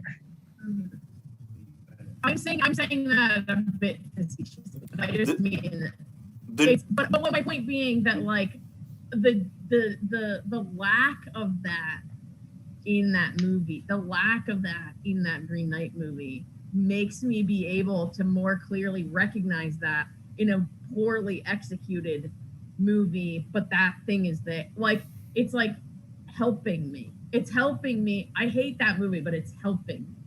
Jen, I really want to watch you watch Speed Racer. I still haven't seen it. I'd like to watch that. Oh my God, Speed Racer is incredible. It is the best Wachowski's movie. It's my favorite movie. It's one of the Southland best Tales is my favorite movie. But I think that you're gonna get physically hurt when you watch that movie, Jen. It's a really intense experience. Yeah. Oh, you know what? I mean, this doesn't really count because it's micro scale, but I did actually. Kenny and I were trying to think of like what's the last movie we saw in the theater that we actually liked, and it was Theo Anthony's movie. Which one? Did you guys see that? That one a bunch of Baltimore people made. Well, which one? I think he's made multiple ones now. But it's the newer one. It's called All Light Everywhere. What's it about? What's it about? It's about like perception and. Well, it's sort of it's a expanded. Yeah, it's I mean, it's in a focused sense. It's about like the company that makes tasers and police body cams and stuff. And the drones. And the spy plane and surveillance. Is it like Adam Curtis? No. I mean, is that the dude that made the rap I would film? not say it's like. I would not say it's like Adam Curtis. Okay. What, Tim? Did they make the rap film? Yeah. Yeah, Okay. but I never saw that. But yeah, it's. I would not say it's like Adam Curtis. It is like a documentary with a point of view, which is a thing that I generally like. Rather than trying to be kind of like super detached documentary, which I really don't like. What was that kind of documentary that you don't like?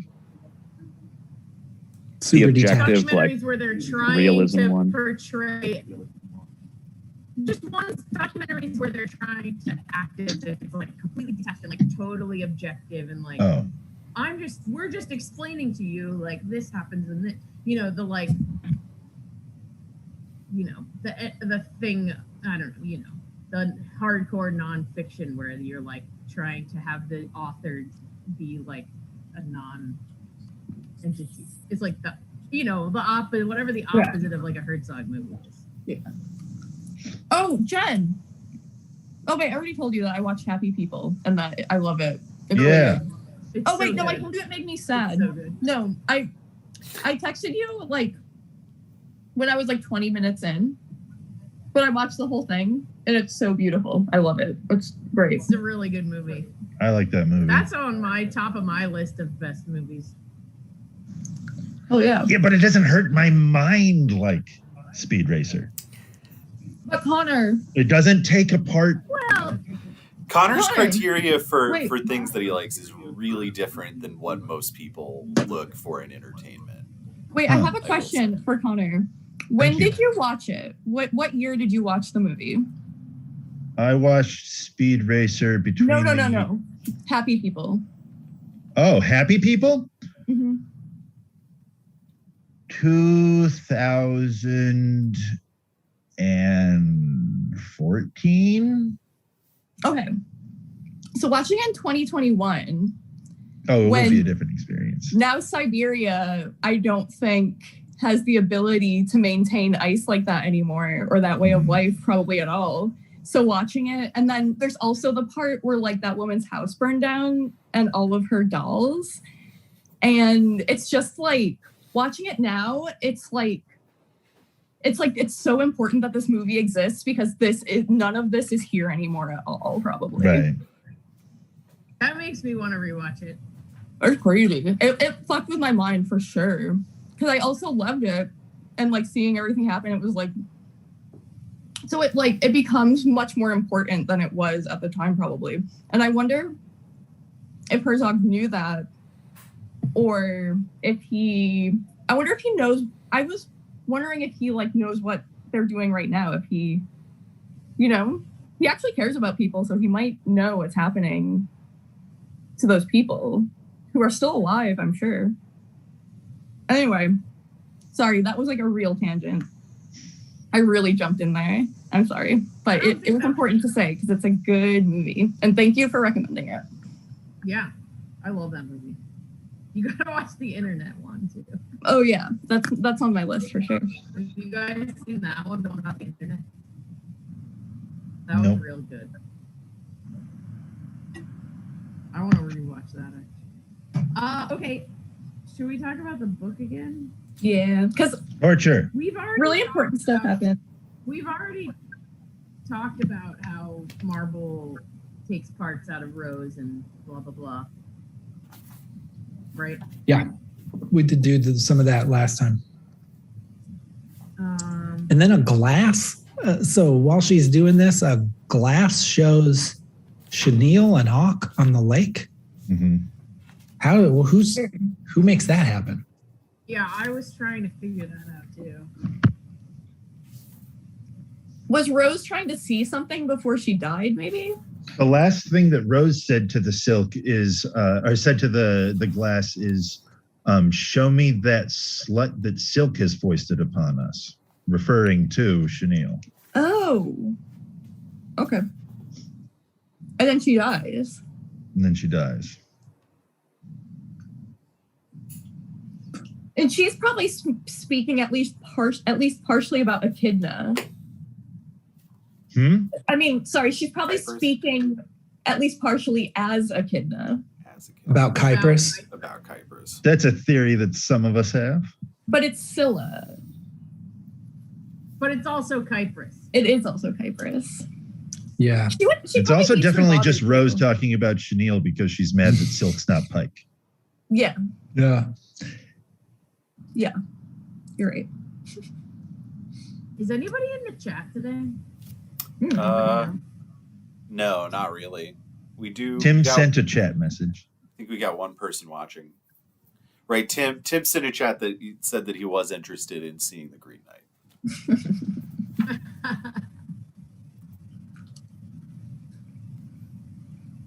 Sorry, guys. I'm on. I should reiterate. On vacation. I'm staying in a very, cute, pretty small cottage in Cape Cod. Just people and conversations happening like all around. And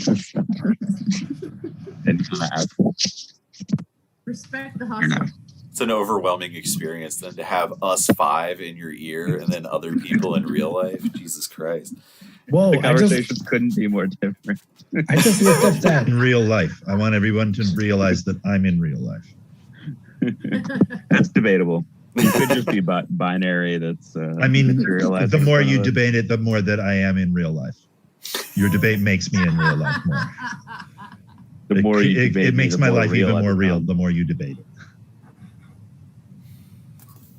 And the more you debate him, the more of a master debater you become. Ooh. There it is. Torture? Are we going to talk about the torture now? Oh yeah, the torture. Torture. Does anybody have anything interesting to say about the torture besides ooh? The scenes where he's knocked out and sort of like dreaming that the torture interjected with things are kind of interesting. Mm-hmm. Like Wolfe does that kind of thing where he's like layering a bunch of stuff and not fully explaining what's happening in any of it. So the first time you read through it, it's kind of cool. Like you see him here talking about how he's a loyal citizen, for example, which comes back later. And then you also see this like imagery of the dead woman in her lantern. Yeah. I guess that's not Monelta though. No, it's like the person that they see in the tunnel. Yeah. These sections remind me of the Illuminatus trilogy. I don't know if anybody else here has read the Illuminatus trilogy. But like the different scenes colliding together and shattering together makes me, it's a lot like how that book is written, I think. So it feels like coming home. That was I finished reading Inherent Vice, and then I think at the end of it, I was like, I think I should just wanted to read Illuminatus again. Yeah, and it maybe I don't know. Like I liked it, but I did not like it as much as I I like something weirder. Yeah. Yeah, I think sometimes Pynchon's lazy. How old is Pynchon? He's old. I don't know. I think that we're not allowed to know, right? I don't think it's a lazy book. I just it wasn't the like it didn't go as far out as I think I wanted it to. I think I started trying to read that one. I bought 2 of his last year or 2 years ago because I was like, I've never read this guy. I need to do it. Everybody knows him. And I bought that one, Inherent Vice, and I forget what the other one I bought was. It wasn't one of the huge ones. It was like a more recent, smaller one. Oh, don't buy the recent ones. Crime of Lot 49 is like, I think like the one to read. Like I think maybe I also just wanted Crying of Lot 49 out of Inherent Vice and wasn't quite getting that either. People who like Pynchon look down on Crying of Lot 49, I think. Oh, really? And V That's like his accessible one. Yeah, Crying of Lot 49 is too easy. I kind of think they think. I love Crying of Lot 49. It's a way. It's a great doorway. It's a very into like enjoyable book in a way that some of his other writing is. He always writes how he writes. Like that's like a normal thing across his entire work, but what he is writing about changes a lot. And so kind of your investment in it can really vary based on what he's writing about. Well, Mason and Dixon is so funny. Of Gravity's Rainbow a bunch of times too, but I've never. Oh, and that's the masterpiece one. V is the one where I feel like it pleases everybody. V is enjoyable and there's a story to it, but it also has the masterful writing that you'll find in your Gravity's Rainbow. Oh. Maybe I'll have to try that. And V is his first thing. He wrote it when he was like 23 or something like that. Oh, wow. And I feel like ever since then, he's been like doing things that are facets of V, but can't capture that whole thing again like he did with that. Although once again, Mason and Dixon is so funny. It's so funny. Cool. Inherent Vice is funny too. It's sort of like it's like a Big Lebowski kind of story. Which is like Vineland. Inherent Vice and Vineland are like reading the same book, I feel like. Oh, Vineland, that's the other one I got. Oh, I have a copy of that, but I haven't read it. I've read a bunch of it. It's fun. But it exactly, it feels like the Big Lebowski. there are aspects of that I really liked. I don't know. It's a weird book. I think it took me way too long to get through it, and I think so by the end I was just like ready to read something else, which can color your enjoyment of anything. Well, and I think the Illuminatus trilogy ripped off its drug scenes mixing from Burroughs. Yeah. And it pleases me to think that Gene Wolfe was a fan of William S. Burroughs, because I think that it would piss off Gene Wolfe fans. Yeah, I could see that. Why? I could definitely see there being something of the cut up, like in what Gene was doing. Like, I'm very curious what Gene's drafts were like. Yeah. Me too. And how they differ from what we end up getting, because I feel like there's got to be a lot that he cuts out. Mm-hmm. Well, I think he's a note heavy guy. Like, I think he had mapped out everything before he went and wrote a sentence. Wow. That's He's so an hard to engineer. do. That blows my mind.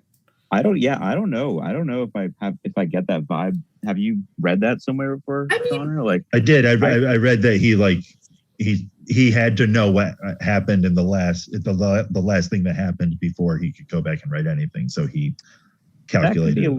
That could be a little bit different than knowing every little bit along the way, though. You know. But how else could he like hint at things? So do you think that he wrote everything really plainly and then he just edited a lot to make things like more Jen, your microphone's not on. Sorry. I read something, I can't even remember exactly what it was, but it was like he had to be at least in the second draft of the next book.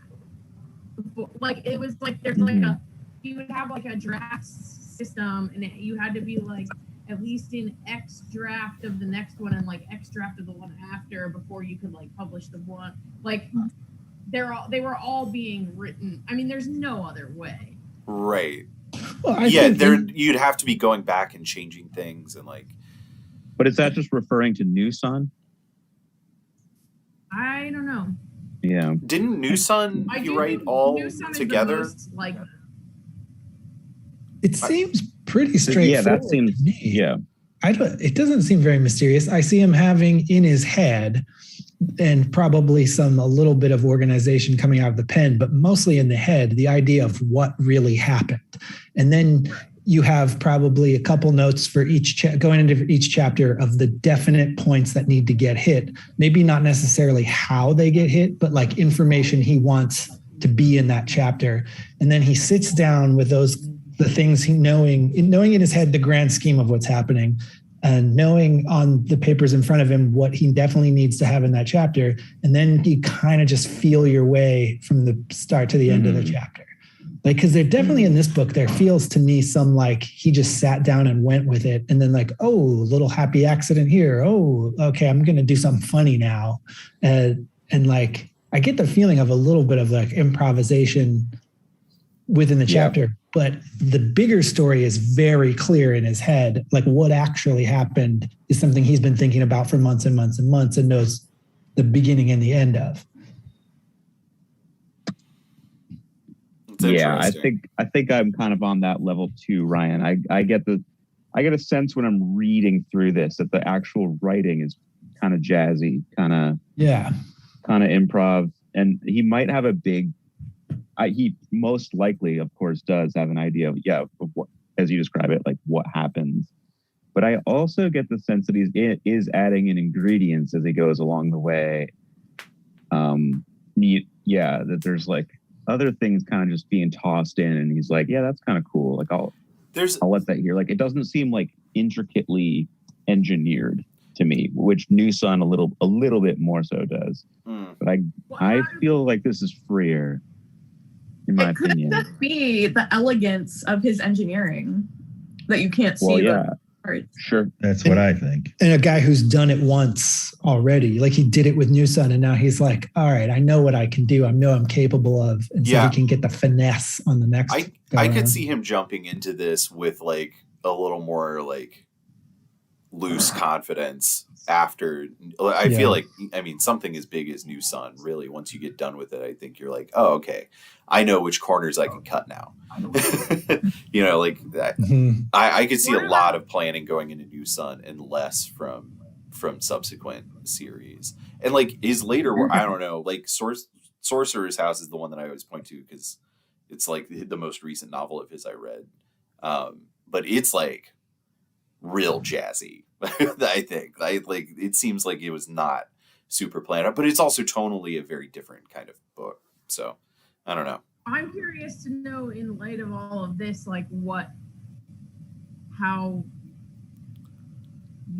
people. I mean, I know not everyone has read it, but like how people would put Short Sun. Like comparatively. I haven't read Short Sun, but it sounds like he's moving even closer to forward abstraction. That's what it sounds like. Here's my total guess is that the first New Sun, he's got a lot to prove and he's got big ideas that he knows people are going to think aren't going to work. So he's got to be really like precise and like, you know, overthinky and very careful. And then once he's done it, he's like, whew, all right, yeah, we can do this. And then he has a lot of fun with the second one and goes into it knowing what's going to happen, but not how he's going to say it until he starts saying it. And then in the third one, he has like the sort of circling back to like, okay, there's a lot of stuff in here that's still there that hasn't really come out. So now he does like a weird combination of the two where he's hitting these really precise places and like unearthing stuff that didn't get fully exploited before, but he's doing it with like mega super confidence. I think that this is a product of Silk.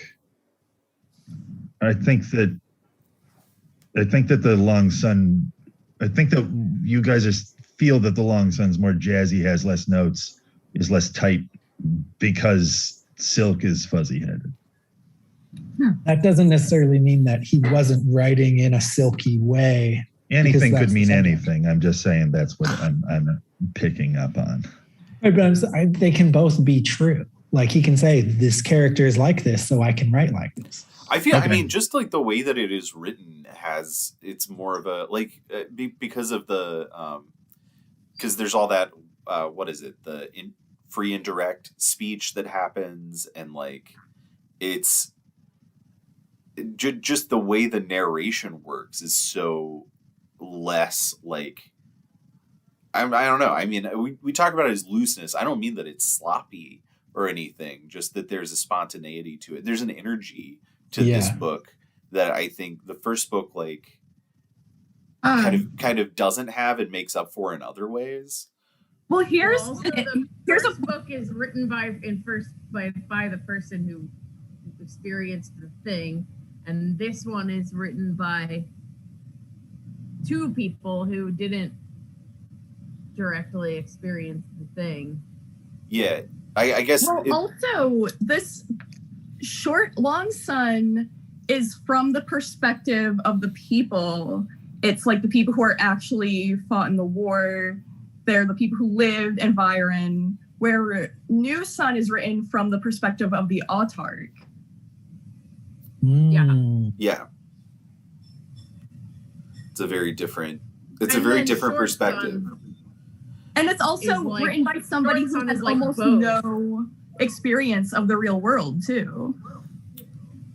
I guess Long Sun has, maybe I'm thinking of sort of like imaginative energy, because that's what's happening, is that it's Horn kind of like developing a lot of his own ideas about these things that he sees happening or hears about happening, or, you know, kind of however these end up coming to him. But Severian's kind of like cursed with what can at least be thought of as pretty accurate memory.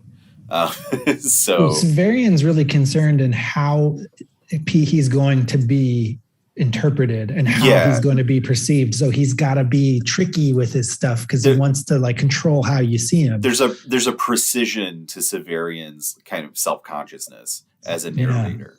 And Horn is just a lot more like I don't know. Just he's kind of throwing stuff out there in a different way.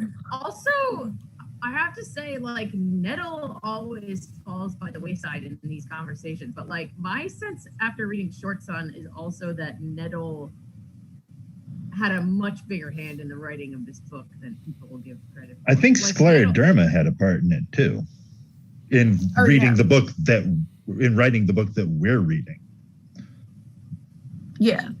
Like, I think that this is taking Scleroderma's version and Horn and Nettle's version and putting them all together. I think. I'm not sure. They talk about, well, because she is mentioned for the character that she is, she's mentioned like pretty often in here. Well, maybe like 3 times. I think that the existence of her book influences this book. But I don't necessarily think that they're like incorporated. Or maybe some of it is. Maybe it's like, I mean, I'm sure that they read it, so I'm sure that they probably incorporate parts of it. I guess that makes sense. Oh, well, also the book that Nettle and Horn write is called The Book of Silk, and this book is called Book of the Short Sun. Or Night Side, The Long Sun, and Wake of the Long Sun.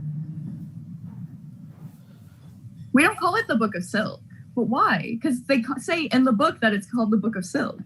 Because I really think that the book that Nettle and Horn writes is the Book of Silk. Yeah. And then Scleroderma, like, I think that parts that they didn't know about Scleroderma filled in the holes, and that's this book. But there are many versions of the Book of Silk because people would retell it and recopy it over and over. So it could be kind of like coming together of like all the different ones that could be found. I think there's a place. Well, kind of like the Bible. Yes, like the Bible. I think that there's a place in one of these. And the Bible. I think that there's a place in one of these books where they go and they break this down. Oh. I think there's some place where they're like, Horn and Nettle knew about this, so we talked to them, and then like when I wasn't there, but Silk was talking to Remora, I talked to this person. I think there's almost an acknowledgement section where they talk about where they got their information for each part. Cool. Maybe I'm making that up, but I could have swore that I saw one. I think that's in Short Sun. There's at some point they say that, or maybe maybe there's like an appendix at the end of the 4th book or something. Did you get to there yet, Connor, or you're almost done? No, I'm at the part where Silk just tried to kill himself. I think it might be at the end of Long Sun. There's like that's what where they're talking about there's a little epilogue.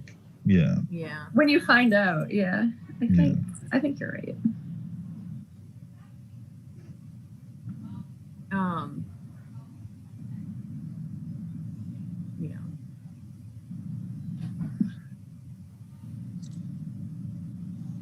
The authorship thing is real weird and confusing in Short Sun too.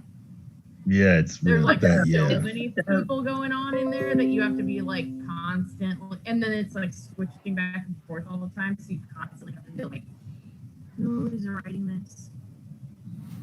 And when? So weird.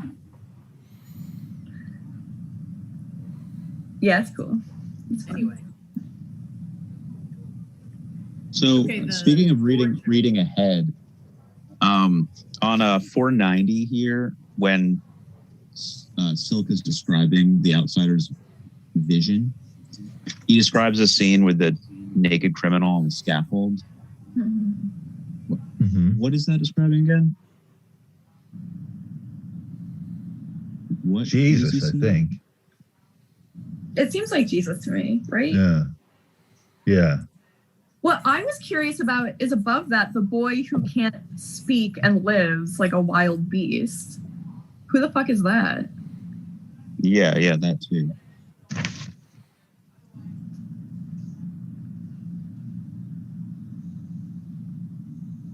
And the dead woman in the alley? What's that? Mm-hmm. Yeah, that whole thing.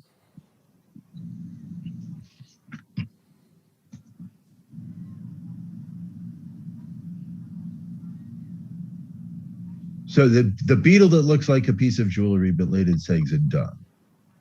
That seems to be Kepper. The sunrise aspect of Ra. Right.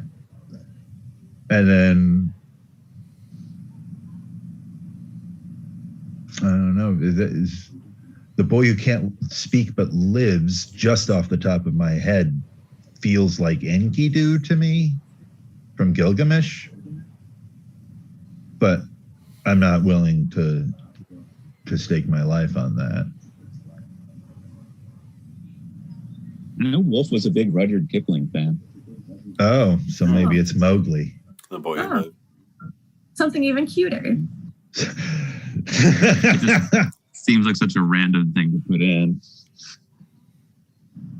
I haven't Wolfe really thought is a about fan of Kipling? That's really distressing. Yeah, It changes everything. Why is that distressing? Oh, because Kipling was such a colonialist. Yes. I mean, obviously there are problems with Kipling, but I was just from a fiction writing perspective, I was curious. Oh yeah, I enjoy Ricky Tikki Tavi and the Jungle Books and everything like that, but I'm also afraid of Rudyard Kipling.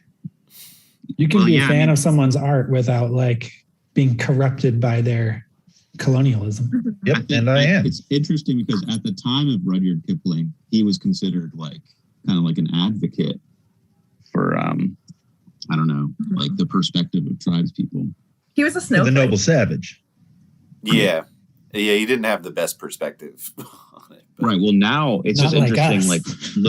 looking back. Yeah, and just to keep in mind that at the time of Kipling's life, he was ahead of the curve, right? From a Westerner's perspective. Yeah. Probably at the time regarding their, we see the things that he says about them and we're like, oh, that's a fucked up thing to say. But at the time, even regarding them at all was probably a revolutionary, crazy act, and the stupid way of the times where they were probably just like, well, yeah, they're like bugs that we eat every day because we're colonialists. And then Kipling was like, oh, for breakfast? Look at this guy. Look at these people. And they were like, people, what are you talking about? Well, I feel like Kipling wanted to lift everybody up to be white, kind of thing, right? He's got the white man's burden kind of thing. We owe it to the savages to go there, take their stuff, and teach them how to be like us, because then they get to use the stuff again. That's an ideology that persists still today. Yeah, absolutely. Sure, totally. That I when I worked at Hopkins, there was a person who otherwise it seemed like I agreed with this person all the time, and then one day he was saying, yeah, I think that we should make every place like America. I was like, wow, that blows my mind. No, people think that that's good. Yeah. I mean, even radical people are fighting for assimilation right now. Yeah. They're fighting for the way that success is defined is the same definition of success. It's just well, we need to put it in the right places. It just blows my mind sometimes. People need to be more female CEOs, right? It's absurd. Yeah, success is the definition of success isn't the problem. It's the fact that the people that are successful aren't worthy of that great honor. Maybe I'm treading into territory where I'm going to get in trouble here. I think that maybe people shouldn't have success. I think the problem is success. Right. We should stop thinking about or contemplating success. But that's not what's happening. Right. Yeah. Of course it will. That's not. I don't know that it will.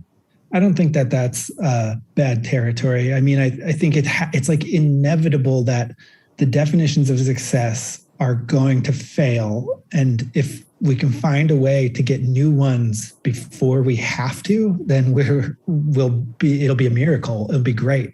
But if we don't find a way, these ones aren't going to work for very much longer. I'm being colored by I've been reading the Da De Jing over again, and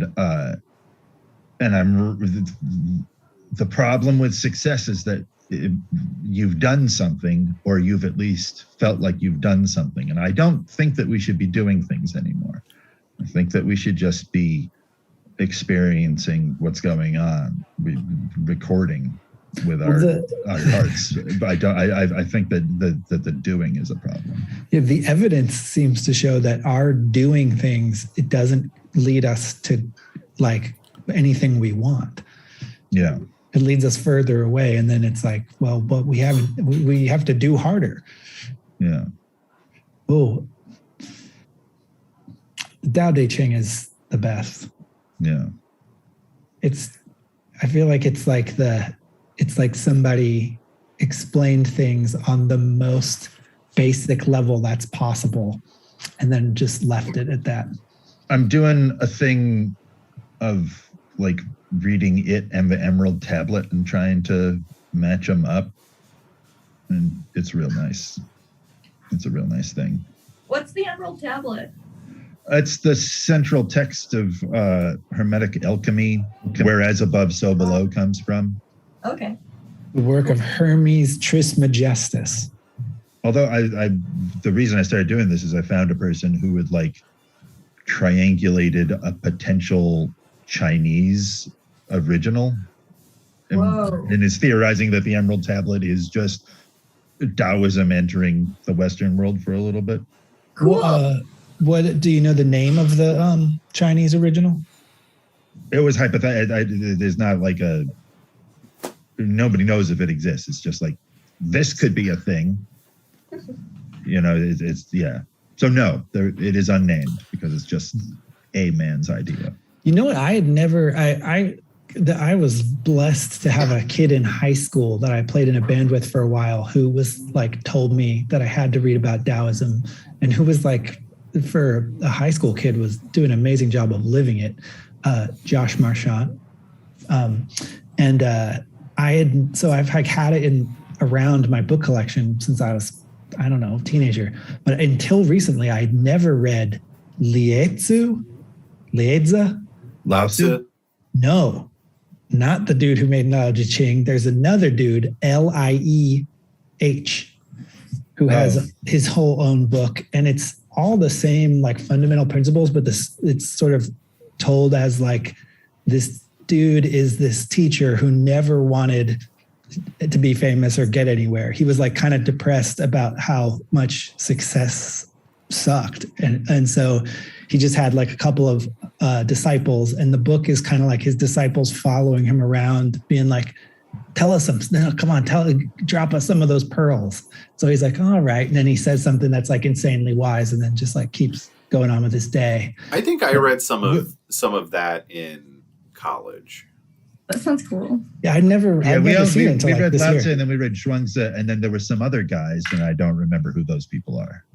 Zhuangzi is really awesome because he's doing straight up stories. He's doing like, I feel like he's the short story guy. Oh, but I'm really enjoying how there's no story to the Tao Te Ching right now. I really like how it's just kind of repeating the same phrases over and over again. A lot. It's like, let me put this in a different way. Yeah. Or sometimes it's like, again. I'm going to take a sentence that I said a couple of chapters ago, and I'm just going to say it twice next to each other at this point. Yeah. It's very good. Sometimes you got to know.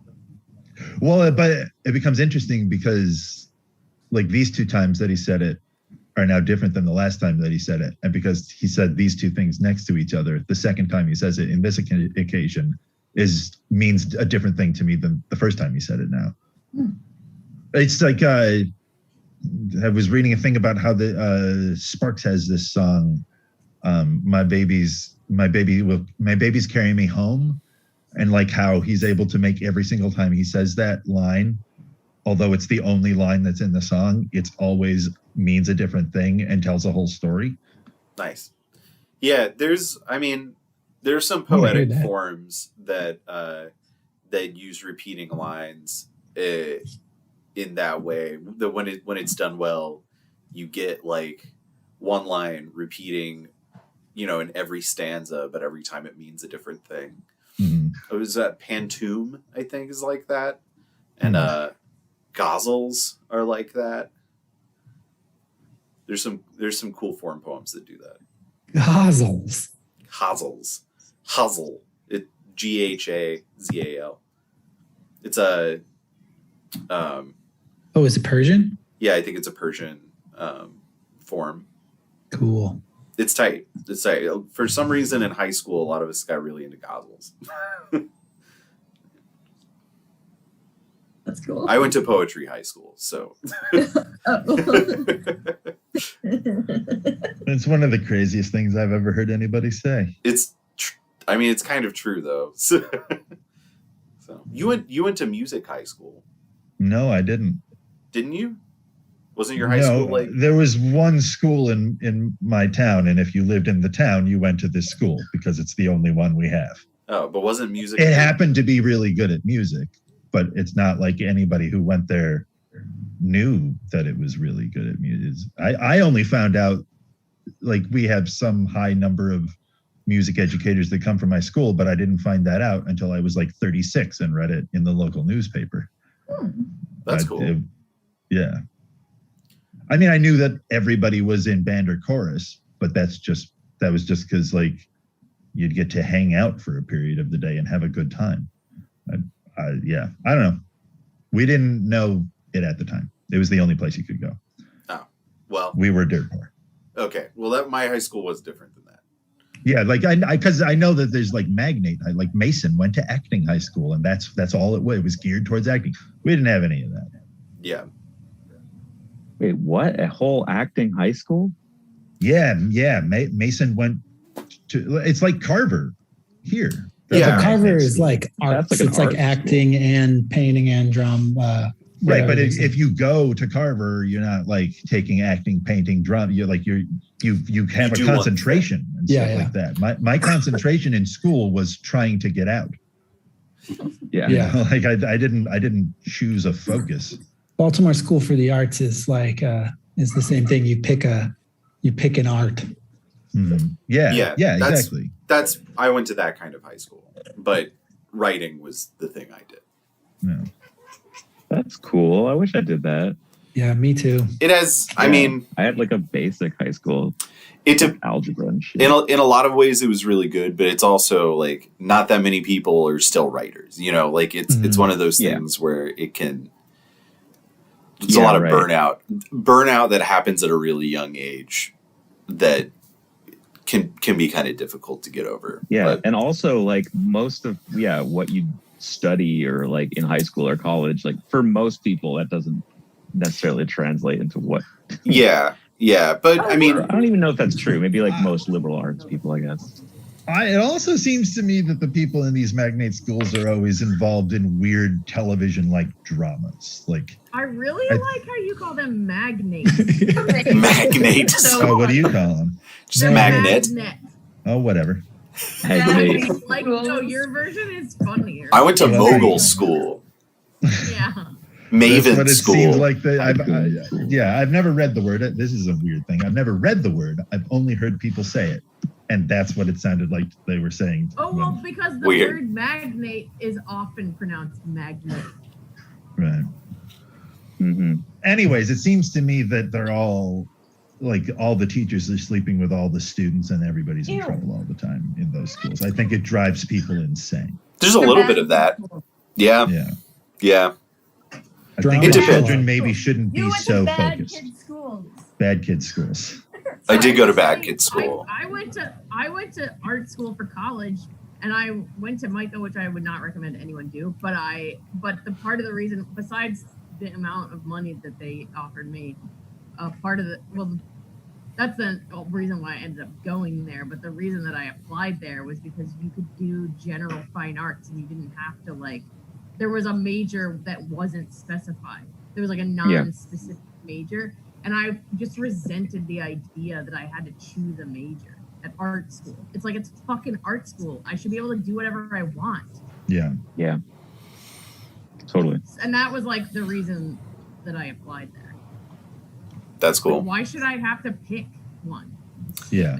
Yeah, it would have been cool to have gotten a little more time with some of the other stuff when I was in high school. Like, I was into visual art a little bit before that, and then I basically did none of it until college. Or like, it would have been cool to do some theater stuff or whatever. Yeah, but, I think it's a bad idea to pick your thing too young. I mean, it ended up being my, you know. You should pick your thing until you're 40.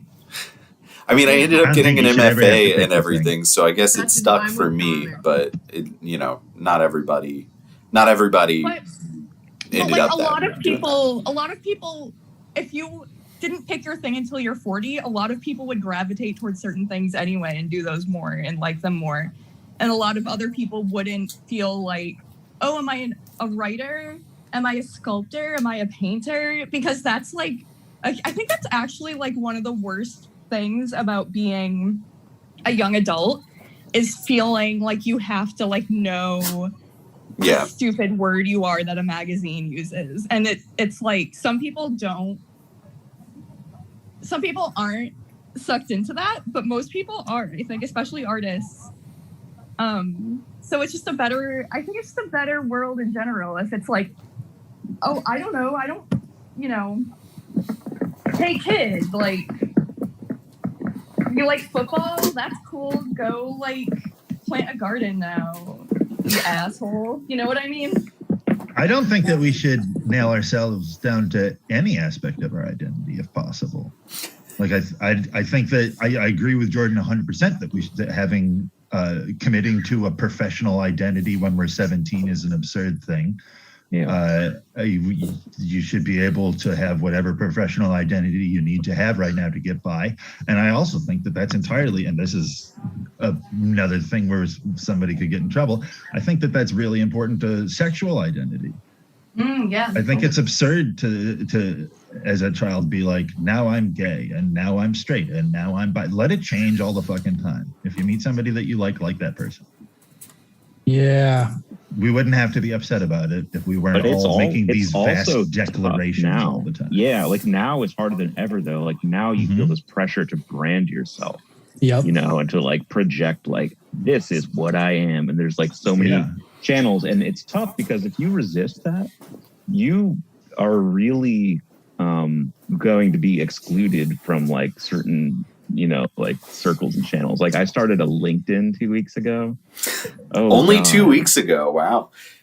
Yeah. Oh God, that is the worst social media ever. Conversation we were having earlier about totally. Yep. And the multi-dimensional. Yeah. Exactly what and we were even like labeling. before. But there's a huge push right now to label yourself. Brand, Yeah, so people pressure. So other people can judge you as quickly as possible and discard you if possible. I feel like if I were a kid nowadays, my asshole self would have to come up with my own the sexuality you've never even thought. I'd like be working so hard to think about like I'm only attracted to something that doesn't even exist and never will kind of thing. Connor, you know? first of all, regular teens are doing that. Second of all, I'm sure. aren't you one of those guys who like at some point in his young adulthood said that you considered yourself a lesbian because you love women? Oh yeah, I've definitely said that in my youth. Yeah, so you already did it. And you don't have to wait very long until someone is going to start like vigorously defending your right to be a lesbian, Connor. It's like next year, I'm sure there will be like some high school kids that are like, would love to take up that cause, like some kind of carpetbagging lawyer. I mean, that's a Rachel Dolezal kind of thing, right? Right. I mean, it's coming. There's like no way that there will go to a certain point and then stop. That's just not how like the forces of identity ever work. It's always going to be like every generation is going to have to push in some direction until the great. But fracturing. anyway, I don't think that You we should have have to. identities. It's crazy that like there's this weird assumption of a connection between your aesthetic and your sexual interests. Like Yeah. it's so weird that they're like assumed to like that you get a package of non-sexual qualities when you declare your sexual identity. It makes no fucking sense. Can I want to go back to what I was saying about how like the person that someone who makes a snap judgment about you, you know, just like that image of you and that being important, that like it is important, but I think people are internalizing it and they're making it the most important thing that they are, when really it should be the thing you wear, like a costume when you go outside that you take off and that you like know you're inside and like, you know what I mean? But people That's are what I like, mean. oh, the person who sees me, this person across the street is just as important as my friend who like knows more about me or something. You know what I mean? Not quite in those terms, but that's like essentially the idea as I see it. Yeah, I like feel like a lot of people are drag kings and queens, but just not professionally. You're just like going to the store, you can be a drag king. That's actually, this is maybe too much of a tangent. I was wondering what's happening in a trans world. What's happening to transvestites? I mean, I would assume that there's like probably a lot of pressure to declare yourself to like be to you know to fit into a narrative that is supporting other people that aren't you. I heard that drag nights are getting shut down, but because they're not trans, but they're being trans-like, and so they're being shut down. And I don't know what to think. I don't even know if it's true. It's a rumor. Where have you heard that? Like, drag is enormously popular. Yeah, the Crown is pumping them out. Right. I don't think that this is like. I think that this is a new thing. I think that I saw a person about it. It sounds theoretical at this point. I mean, I feel like you never know. In like 5 years, who knows how it would happen. It would probably have a weird, you know, like, I feel like the justification for these things always gets really complicated and there's unexpected angles, but like the action that you're describing will probably happen. I mean, I don't think that it's going to go much beyond where it's at. I feel like it's absurd. It's an issue. My reaction when I heard this person saying this was, "This is absurd. I wonder how widespread it is." But I think it's happening now. Well, I'm writing a poem that has a lot of transvestism in it, and I've had like several, you know, like points where I've been like, I just can't worry about how someone's going to try to take it politically. I mean, if you are being true to your art, then whatever it is that you're doing is offensive is something that you have to do. Yeah. I mean, this is Aleister Crowley's whole thing. Like, if you are going after your true will and you've become an asshole, like, you kind of got to do it. And then the problem is that you have to actually be getting in touch with your true will. And most people don't know how to do that. I don't think Aleister Crowley did. But also, I feel like the standards are like, there's no way to keep up with the standards. Like, they're constantly changing. I'm very against standards. And like, I keep thinking about this thing the other day. My friend, Jen, can you point the microphone at your mouth more? The microphone. I'm like right next to the microphone. We can't hear you. I'm right. Oh, it's probably. Hang on. It's probably that thing from before. Oh, it's weird because I can hear you so clearly today, Jen. I mean, I'm like very close to my computer. Let me see if I can get. Try a different language. Hang on. think it's not that the standards change; it's that there are none. Is But this everyone better? like It's there noisier. wants to be Noisier. Yeah, there's just like Yeah, extra that's noise. noisier. very noisy. Wait, Jordan, finish what you're saying. There's no standards? I don't think it's that there are changing standards. It's that there are no standards yet. Maybe there will be, but people want there to be because everyone wants to be, I don't know why, personal reasons, but like on a wide scale, everyone wants to be legitimate. Everyone wants to feel legitimate.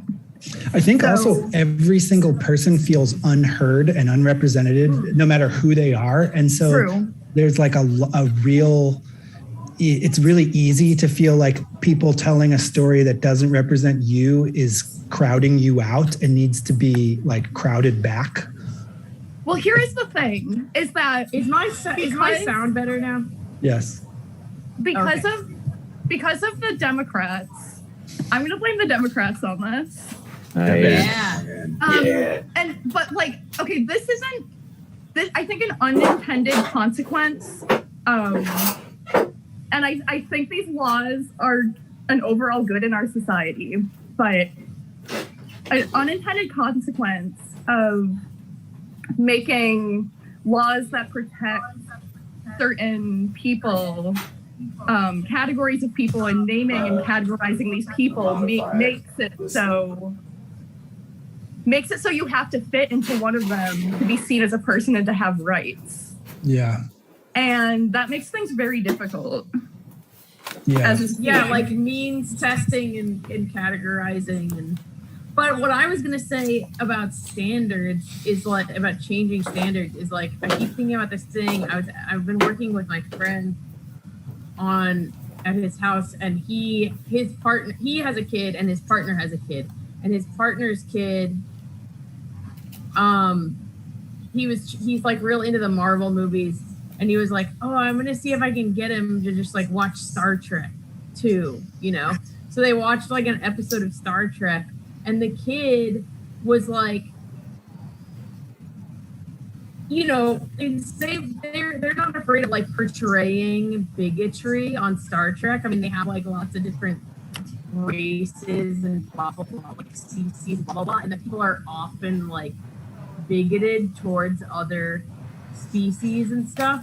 But the kid's response was like, "This show is racist," and it's like, fucking real. Like that's not real. Like because it shows racism. Not racist to portray racism. Like that's insane. As a critique, I think.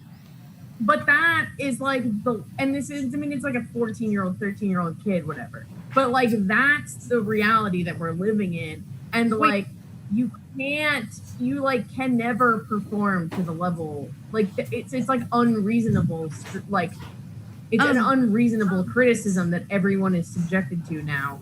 So even though like it's good to be more sensitive to these things, it's like there's a degree at which it becomes this like knee-jerk thing where you're just like, you're literally watching or reading or whatever, you're like consuming media or whatever you're doing.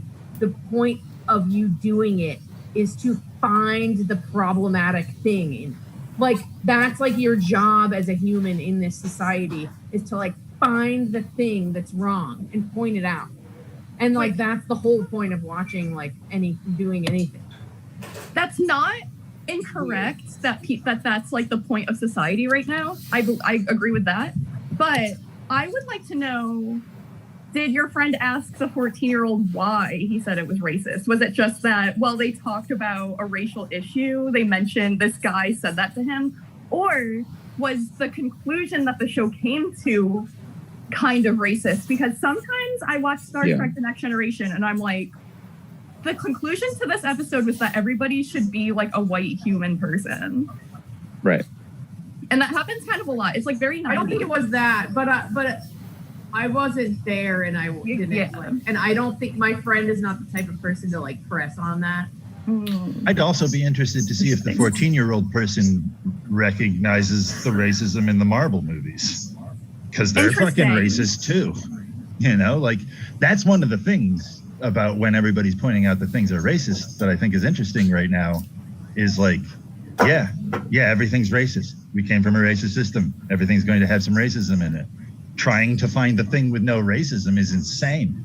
Yeah. Like, figuring out how to deal with what racism we're recognizing is what we should be doing, not like just rejecting all things. Well, it's fundamentally like a juvenile pursuit. I'm happy you said the rest of that word. To try to okay. Just really sank into that ooh, and I was like, "Where's this gonna go?" That's my Baltimore accent. So it's like it is like I feel like a trope of being a kid to get into like a temporary mindset where you want there to only exist utopian depictions of what should be. And now that's like compounded twice as hard because people are also demanding literal casting. And so like we're in this like really crazy, like painted ourselves into this corner where the only thing that is like an unimpeachable piece of art is a depiction of how the world as it should be, as portrayed by people who don't live in that world and aren't from it. This is something that freaks me out about Craig Coletta, the bald man. That he's so against like wokeness of all sorts, and also laments that we don't have utopian fantasy right now. And I was like, but utopian fantasy is wokeness. Like utopianism is the totalitarianism, which leads to this wokeness. Like people are trying to be in a utopia. That is why this sucks so much, and it's why utopianism like doesn't have any place now. Yeah. Utopianism I would just like, I don't know. Like I just want to like also interject, like just to urge, like there's also like an element of like shifting perspective too, like younger people are perhaps, I'm not one myself, but just based on like, this is definitely something I think about and pay attention to a lot, and it's very easy to say like, oh, they don't get it, like they don't understand that this is a critique. Like say for example, one thing I think about a lot is in comedy, right? So think about Curb Your Enthusiasm. There's a joke where, there's jokes where Larry David gets himself into sort of racist situations, but he's absolutely not racist, but he's like in this situation where he said something that was misunderstood, you know what I mean? Like you can think of like that kind of like comedy situation. And so I think we as audience members might watch that and say like, the point of the show isn't that it's good to be racist or that it's funny to be racist. Like he's making fun of himself. I understand that. But I think other people coming up right now might analyze something of that like that. And they still might see it as a portrayal of because but that is a fundamentally juvenile like way of analyzing something, because it flattens everything into one layer, and it says like Larry David is saying the thing that Larry David the person wants to say. Like it collapses all of the artistry that is involved in creating fiction. I also feel like there's an element of like it's a bullshit thing to say that one generation is doing this and another generation is trying to do it. Like I agree with that. Every generation is doing it in their way, and baby boomers are maybe opposed to this, so they try to weaponize it to take it down. Like they're still doing it, like any And talking about it, so many baby boomers be like, oh yeah, well you're so woke. Well here's a woke thing for you, and it's like you're still being woke. You're doing it too. Yeah, like, it's taken over all levels of society. Generational talk is bullshit. But I mean, just like as a general like descriptor of like kind of where these conversations are coming from. Like I hear a lot of opinions from people younger than me that I don't understand, that are weird. But I just would caution against you all just to like write it off. Maybe we can locate. No, of course not. Of course not. That's not my point. Right. My point has less to do with like young people. It has more to do with just like all nuance being taken out of everything, and like everything just being flattened like, I'm not talking about young people standards. I'm talking about like our social standards that we're working with right now. And whether or not like young people are predominantly setting those standards doesn't really matter to me. It's like, I don't see it as terribly generational because like everyone's kind of like either on board or against this like way of working. Yeah. Or like it's the whole, all of society is like cancel culture is not a young people's game entirely. Right, totally. I mean, cancel culture was invented by the people we think of as being against cancel. Like, cancel culture was invented by fucking the Bible Belt. You know? Yeah. Like, they're the ones who started this kind of like, I don't like that your shirt's so short. It shows that your skirt's short. We're going to boycott you. Yeah. Or like they're the ones who did it first. These lyrics are satanic. This album needs to be banned. Exactly. And also, young people are going to tear down wokeness within the next decade as well. Like, you know, like that's not. It's just a. Yeah. It's just a current trend of the moment. But at a certain point, it'll have to disintegrate, like the PC thing did in the 90s. You know, PC was derided. Yeah. Right. Exactly.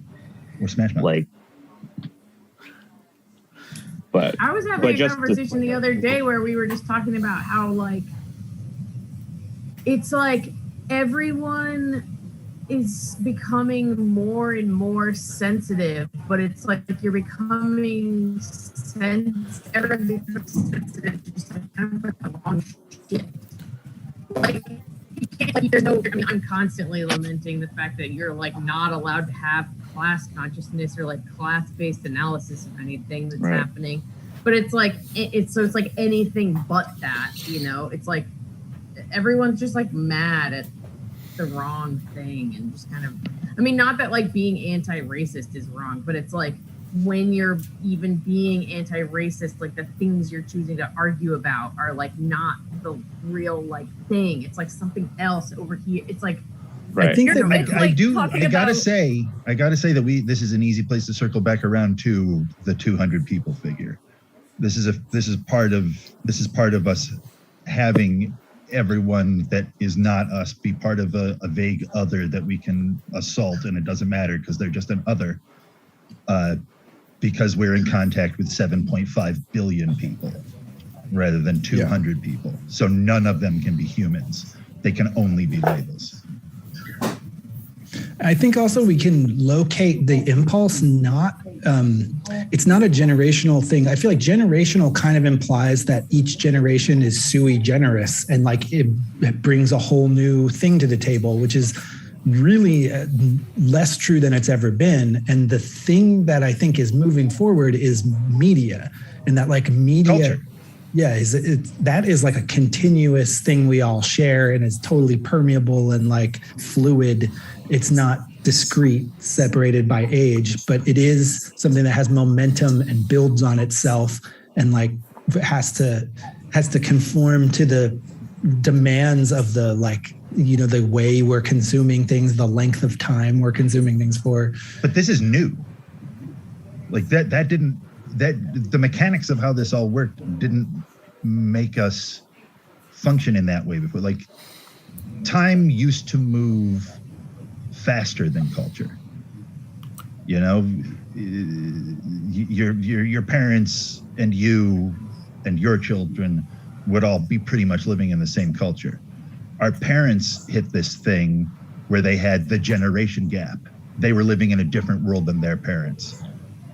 And so they feel like they're part of the stuff that came after them. But starting with us, culture moved so fast that a generation didn't even cover it. Our generation gap happens between our younger selves and our older selves. And people who are being born now have a generation gap happen every day. You know, like they have to change who they are constantly because culture is moving so fast. And that's now it's starting with us, it seems to me, and escalating to in degrees that we can't understand after us. We've entered the world that Ryan's talking about. That culture moves fast enough that it's on its own medium. Sorry, we're saying in the Johan has hit the chat. He has said, "What's up?" Oh man, you missed. We talked a lot about the book. You missed all the book talk. Yeah, you must have missed the book talk so much. We talked about it for a long time. We said really important things. We talked about it for a while, I guess. Next week is going to be amazing. Chapter 12, I feel like there's so much to talk about, and I have some really deep insights for chapter 12. I'm real excited. They're going to drop. It's going to be like so on topic. It's going to be crazy. Wait, but we didn't even go finish 11. Like Lemur is in 11. No, he's not. Lemur's in 12. Yes, he is. A little bit. Jan asks. He's GM. No, Lemur is fucking in 11. He shows up. He has the whole thing. Doesn't he? No, he's in 12. Pato's 11. Oh, you're right. Never mind. I'm sorry. You're right. The parts we haven't talked about in 11 are just basically Crane and Silk having a fun conversation that tells us like a lot of facts. I feel like it's not like the right. It's not like super. Right. So Johan has a question.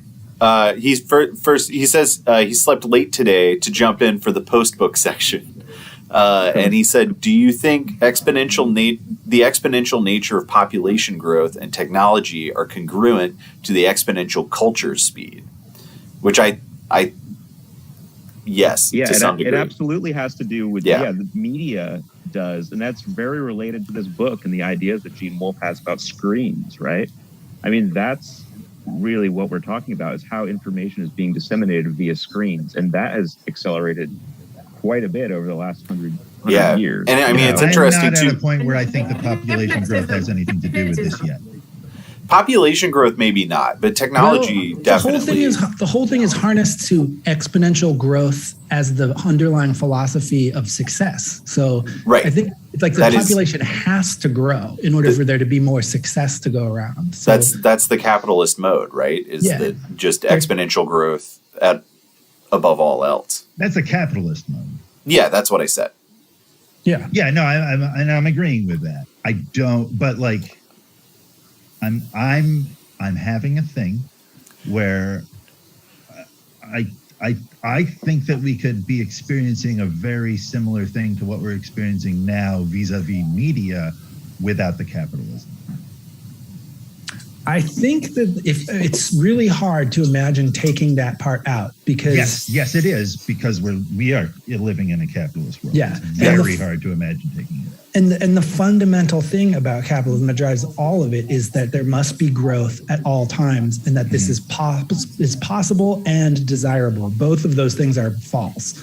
Like, and it's like we have to take those things are under everything. Like, and this goes back to when we were talking about the definitions of success. Like, to remove those two assumptions is to completely redefine success, and then whatever would be left would be unimaginable to us now. I think that the world has experienced other definitions of success that has ended in similar ways. I think this is part of what the Bronze Age collapse was about. That societies had too tight control over their constituent individuals. So when one thing went wrong, everything collapsed. This is scaling. Scaling is part of this. Like scaling changes things, but people try to act like scaling is just more of the old thing, but it fundamentally turns into a new thing. Yeah. And I feel like that in Wolfe for sure. When he talks about the people make the robots, and this is a Newsom thing, people want to colonize space and they make the robots, and then the world is all fucked up. The robots have to go back and kind of try to remake the humanity, because just scaling, like it's you can't grow forever. So what Johan says is that as population explodes, there's more competition for more exceptional people to further progress, which I think, I don't know. I don't know about exceptional people. Like, I don't think that's really how things work. I mean, I also think that, and this is where my futurism hamstrings me perhaps, but I think that the population would be fine if we would leave the fucking planet. Yeah, I mean, there's and I do think there's a way that we can leave the fucking planet and have it not be the horrible, disgusting thing that it is being as we leave the fucking planet. You know, like. I mean, I think you could also, it would be really interesting if there was some way to model what a world with the same amount of people, but with like a exponentially more amount of countries. Mm-hmm. Like maybe like that, I feel like could be, I don't know how much that would change or solve, but I feel like it would be a lot better. To a degree, I think we do have a thing where we can look at that. Like if we look at us versus Europe. Yeah. Europe has more countries. Yeah. I mean, it's not exactly as I don't think that Europe has the same amount of people and the same amount of land mass, but like it's reaching in that direction. But Europe, I mean, Europe's different in Europe's way, I suppose. I mean, Europe is also, I feel like there's a lot of things as far as that having multiple countries clearly advantages them over America. I mean, America's like disadvantages. Yeah, but also it depends on which of those countries you fucking live in, because there's a huge like Northern Europe totally takes advantage of Southern Europe, like Eastern Europe's in a pretty bad way most of the time. Yeah, the EU has like destroyed. Right, but the EU is like one giant meta country. It's making it easier for places to exploit each other. Right. Yeah, but that's a movement towards one. That's not a movement towards many. Yeah, the United States is a movement towards one, and you have to keep in mind that before like Christopher Columbus came over and performed genocide, that there was multiple Native American tribes that could have evolved into something akin to the many countries of Europe. Well, they were. They were yeah. doing a better job of it than Europe was. Yeah, and By was, far. Yeah, and there was one. They were also a lot. Well, they also had the mound builders who tried to unite the country under their empire and were defeated by the temporary alliances of separate tribes. That's an interesting reading of that. I thought they were defeated by smallpox. The mound builders? Or some disease. I don't go deep into archaeological details, but the stuff I've been reading about the mound builders is that they're killed by disease. It was probably a combination, because there definitely was concerted war against them. But I mean, it was. But again, this is just my understanding of the topic that I haven't read too much about. I thought they were into the whole Aztec planned out war thing.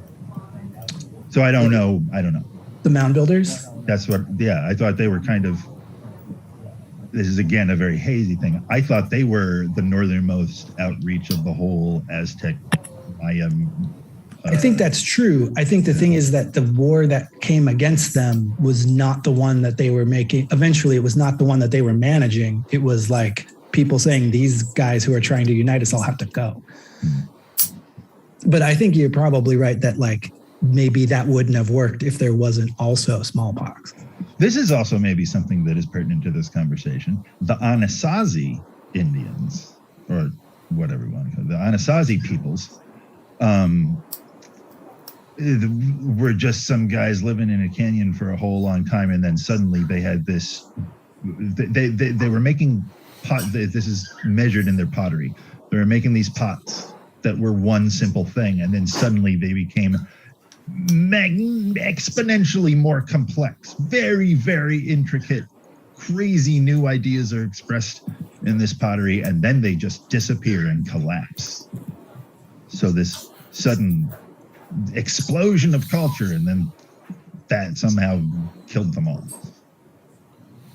So much so that the Anasazi also have one of those, at some point they just walked outside of the world things that the Mayans have. Yeah. Because they just suddenly vanished. Johan asked if the Mormons appropriate the mound builder mounds. Don't the Mormons appropriate everything they see? Right. Isn't that why I'm against Mormons? That's the reason you're against Mormonism? It's one of them. That I don't like their gun running. And they're just a gang. The Mormons are a gang. It's like an MLM, but with... It's like the cops. Yeah. Sorry, Mormons. Jan says, no, never mind. He doesn't say anything. Jan did ask a ways, but he's been saying a bunch of stuff. He said, I still haven't figured out the colonized space part of Wolfe. Does he think colonizing space is good or bad? I think he thinks it's just a phenomenon, a natural phenomenon. It's a thing we're going to do. I'm not getting a lot of value judgment. Well, it's definitely, I mean, at this stage in it, like, it's not like a new concept, right? Because humans have like left and then come back or whatever, got like recreated by robots. You know, like there's a lot of like that shit already happened. And now like even just this, the world is like a new iteration of that, right? Gibson feels that it's just part of the life cycle of life that like this the way you explore spaces, that you build yourselves into robots, right? Like and then the robots. I mean, this is kind of what the 2003 Battlestar Galactica is about as well. Is that like this is a life cycle? X-Men kind of have played around with this idea in House and Powers of X, I think, too. The ancient aliens theories get so much flack, like from so many different directions, but at the core, to completely and totally reject it is just anthropocentric. Like it's just chauvinism to say that it's impossible that anything ever came here from somewhere else before. I think that the main criticism tends to be when taking to that when your primary reason for taking that into account is just not believing that a previous culture could have been sufficiently advanced to do something like build Machu Picchu or whatever, which, you know, is like, we don't know. So you know, it's like, I feel like people take that, like I feel like it's almost like a bad faith argument where people say, hey, you're being racist by saying that aliens had to make these pyramids because actually, no, the Egyptians weren't idiots. But then that person who makes that argument is also of the belief that we're the smartest humans that ever lived, which is totally contradictory. I feel like to the likes, you know, like the stuff that they wrote down saying that aliens came. Yeah. Yeah, it depends. I mean, it depends. Like I was reading, and this is like a different thing, but I was reading, you know, about Shakespeare and how like there are all these arguments for Shakespeare being like Francis Bacon or Christopher Marlowe or whoever, because the only like historical information we have about Shakespeare is that he was like a member of the peasantry from this place. He was an actor, you know, like basically the idea that like he couldn't possibly have had the education that he needed to write these like foundational works of English literature, which there's maybe something to that, but also maybe not, you know, like just because somebody was smart doesn't mean that they had to have been somebody else. I mean, I think that Mark actually said a really important thing in all of this, which is we don't know. And I think that part of the problem is that both sides are saying, well, we don't know. My thing that I know is something I know. Right. And like, you got to be able to allow that when you don't know if this is true, the other thing might be true. Johan says, I'm on team aliens are demons for life. And I think Wolfe agrees. Yeah, that's I agree with him, but I don't think that Wolfe does. Well, that's the other thing is that like we take a really literal, contemporary and extremely literal like interpretation of an ancient aliens thing as being like somebody came in a UFO and showed technology to people and made them more like us, like, and that's ridiculous. But the like. There's a more basic idea underneath that, which is, I feel like, totally compatible with what Wolfe talks about with cycles and people leaving and coming back, being like, there's not a point before that cycle starts. No, and I'd be really interested to see what you think of the Mothman prophecies. No way. Like the movie, the Richard Gere movie. What? Oh, the book. The book. Is Ashton Kutcher in that? No, that's the butterfly Richard Gere effect. is in the movie, but the The movie has nothing to do with anything and is useless. Don't watch it. Okay. It's not The good. book is a real interesting. It's a UFO researcher that goes to a town and talks about his research and the conclusions that he draws of what UFOs are. And it's really fascinating. I'd be interested to see what you think of it. Another I have a huge copy thing here on the about, floor. I mean, one of Wolfe's biggest theses, if you ask me, is that our understanding of how time works is like very limited as like human beings in our current state, and that like, you know, we think about a book like the Book of the New Sun as originating in the past in like 1980, but that I think Wolfe would describe, you know, in his imaginative and science fiction kind of way, that like such a book like that or the Bible is in fact, and technology, and you know, I'm just using books as an example, are also like extensions, you know, coming back to us from the future. Like these are like communications going in both directions. We're just aware of the one direction. Well, inspiration lives outside of time. Yeah, but the information's even just moving in different ways. We can only perceive it moving, and what we see is one way. Well, it's coming from outside of time into time. You're right. We don't know how to perceive that because it's just time is a flat circle. Aliens absolutely could have influenced the pyramids, you know, but how they did so, we might not exactly grasp yet, you know, like because they might not have traveled back and like showed the builders, you know, how to move the bricks and everything, but they may have communicated that information backwards. I'm just kind of riffing right now. What if? No, I think that you're right.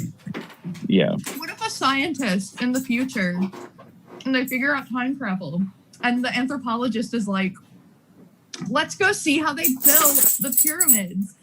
And they go back and then they're talking to the locals and they're like, oh, and so you do something like this? And they're like, locals like, huh, interesting. Oh, and then that's way smarter than what we were going to do. They build the pyramid based on what the person in the future told them. This is the plot of a play that I put on one time. Behold the Man. Oh, that's based on another story, right? It's based on the book Behold the Man. Oh. Which is based on the book The Bible. Or several books of the Bible. Just like my favorite movie, The Last Temptation of Christ. That's right. That is a good fucking movie. That's good. It's a really good movie.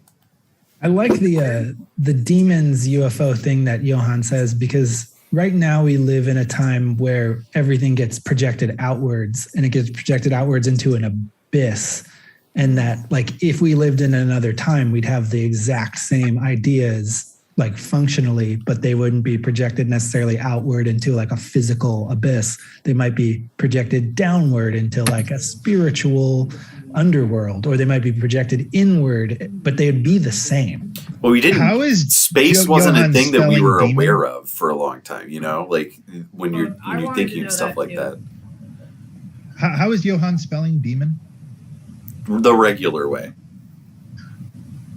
There's not an A in it? Right. No A. Yeah. Oh, well, then I agree with him less. If he spelled it more Greek, I would have agreed. He's talking more. I think he's sort of comparing he's talking more like the Nephilim and that, like that kind of thing. Which, come on, what else would that be except what we would call an alien? Not saying that it is from outer space, saying if we saw one today, we'd probably be like, that's an alien.